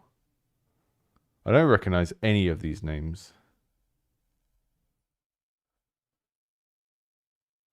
Oh no, this is the one that I'm thinking of. This is the one I'm thinking of. Again, look at the and I know that these are like dated games, but if you look at this in Chrono Trigger, look at how much effort they've put into making the characters stand out from the background. Right? That's like it's very easy to look at these things and go, well, that happened in this year and things have moved on. That's not really how visual design works. Obviously, you get parts of visual design that are influenced by technology and stuff like that, but a lot of visual design comes down to our understanding of the psychology of images and like how do people read an image. So if you look at a game, even if it's from like 1994 and they've used outlining in a particular way or they've used color contrast in a particular way, the kind of psychological thinking behind those graphic design decisions are probably still like relevant today in many ways. The kind of changes we've had really are more to do with inputs than what's on the screen, I would say. Thank you all for joining today. And we basically got through nearly everything on the list. I think that there were a couple of things that were added at the last minute, and I will get to them when we do this stream again the Wednesday after next. So we'll check out a game about making a planet and Atomic Lance. We'll go to the top of the queue for that one. And I will check out, just before we end the stream, this feels weird. Big Flat Cabbage in the Discord made a game called Thumbs Up or Disappointment, which is a joke quiz. I'm not going to play This is a quiz to see if you get a thumbs up or a disappointment from me. So it's me turned into game form, which feels a bit strange for me to play. Am I working on my dream game? No. I will never work on a dream game because I don't believe in them. Am I solo deving the whole game? No. Did I make a Steam page without validating the core gameplay? Not really, but I'm going to say yes. I've made a Steam page and there's still stuff about the core gameplay that I'm not certain about, so I'll say yes there. Have I scrapped and restarted development of my game? Not this one. Is my tutorial more than 250 words? No. Have I been working on my game for over a year? No. Have I been telling everyone that I've been working on my game for over a year? No. Is my game a pixel art platformer? Yes. Am I making an open world game? No. Is my game over scope? Yes. Yes. Am I making a game in a genre I like? Yes. Am I making a game that requires me to do lots of things I'm bad at? No. Would I play my own game? Yes. Is it called Indie Game Clinic because the guy's name is Indie? Yes. That's a little joke because people kept... The reason I have my name down here now, under my head, is because people kept coming in and saying, hi, Indie. It's just like, I'm not called Indiana Jones. I got disappointed. I got disappointment on my own quiz that Cabbage made to model how I would respond to these things. You can do the thumbs up or disappointed quiz now. See you guys soon. Have a good rest of your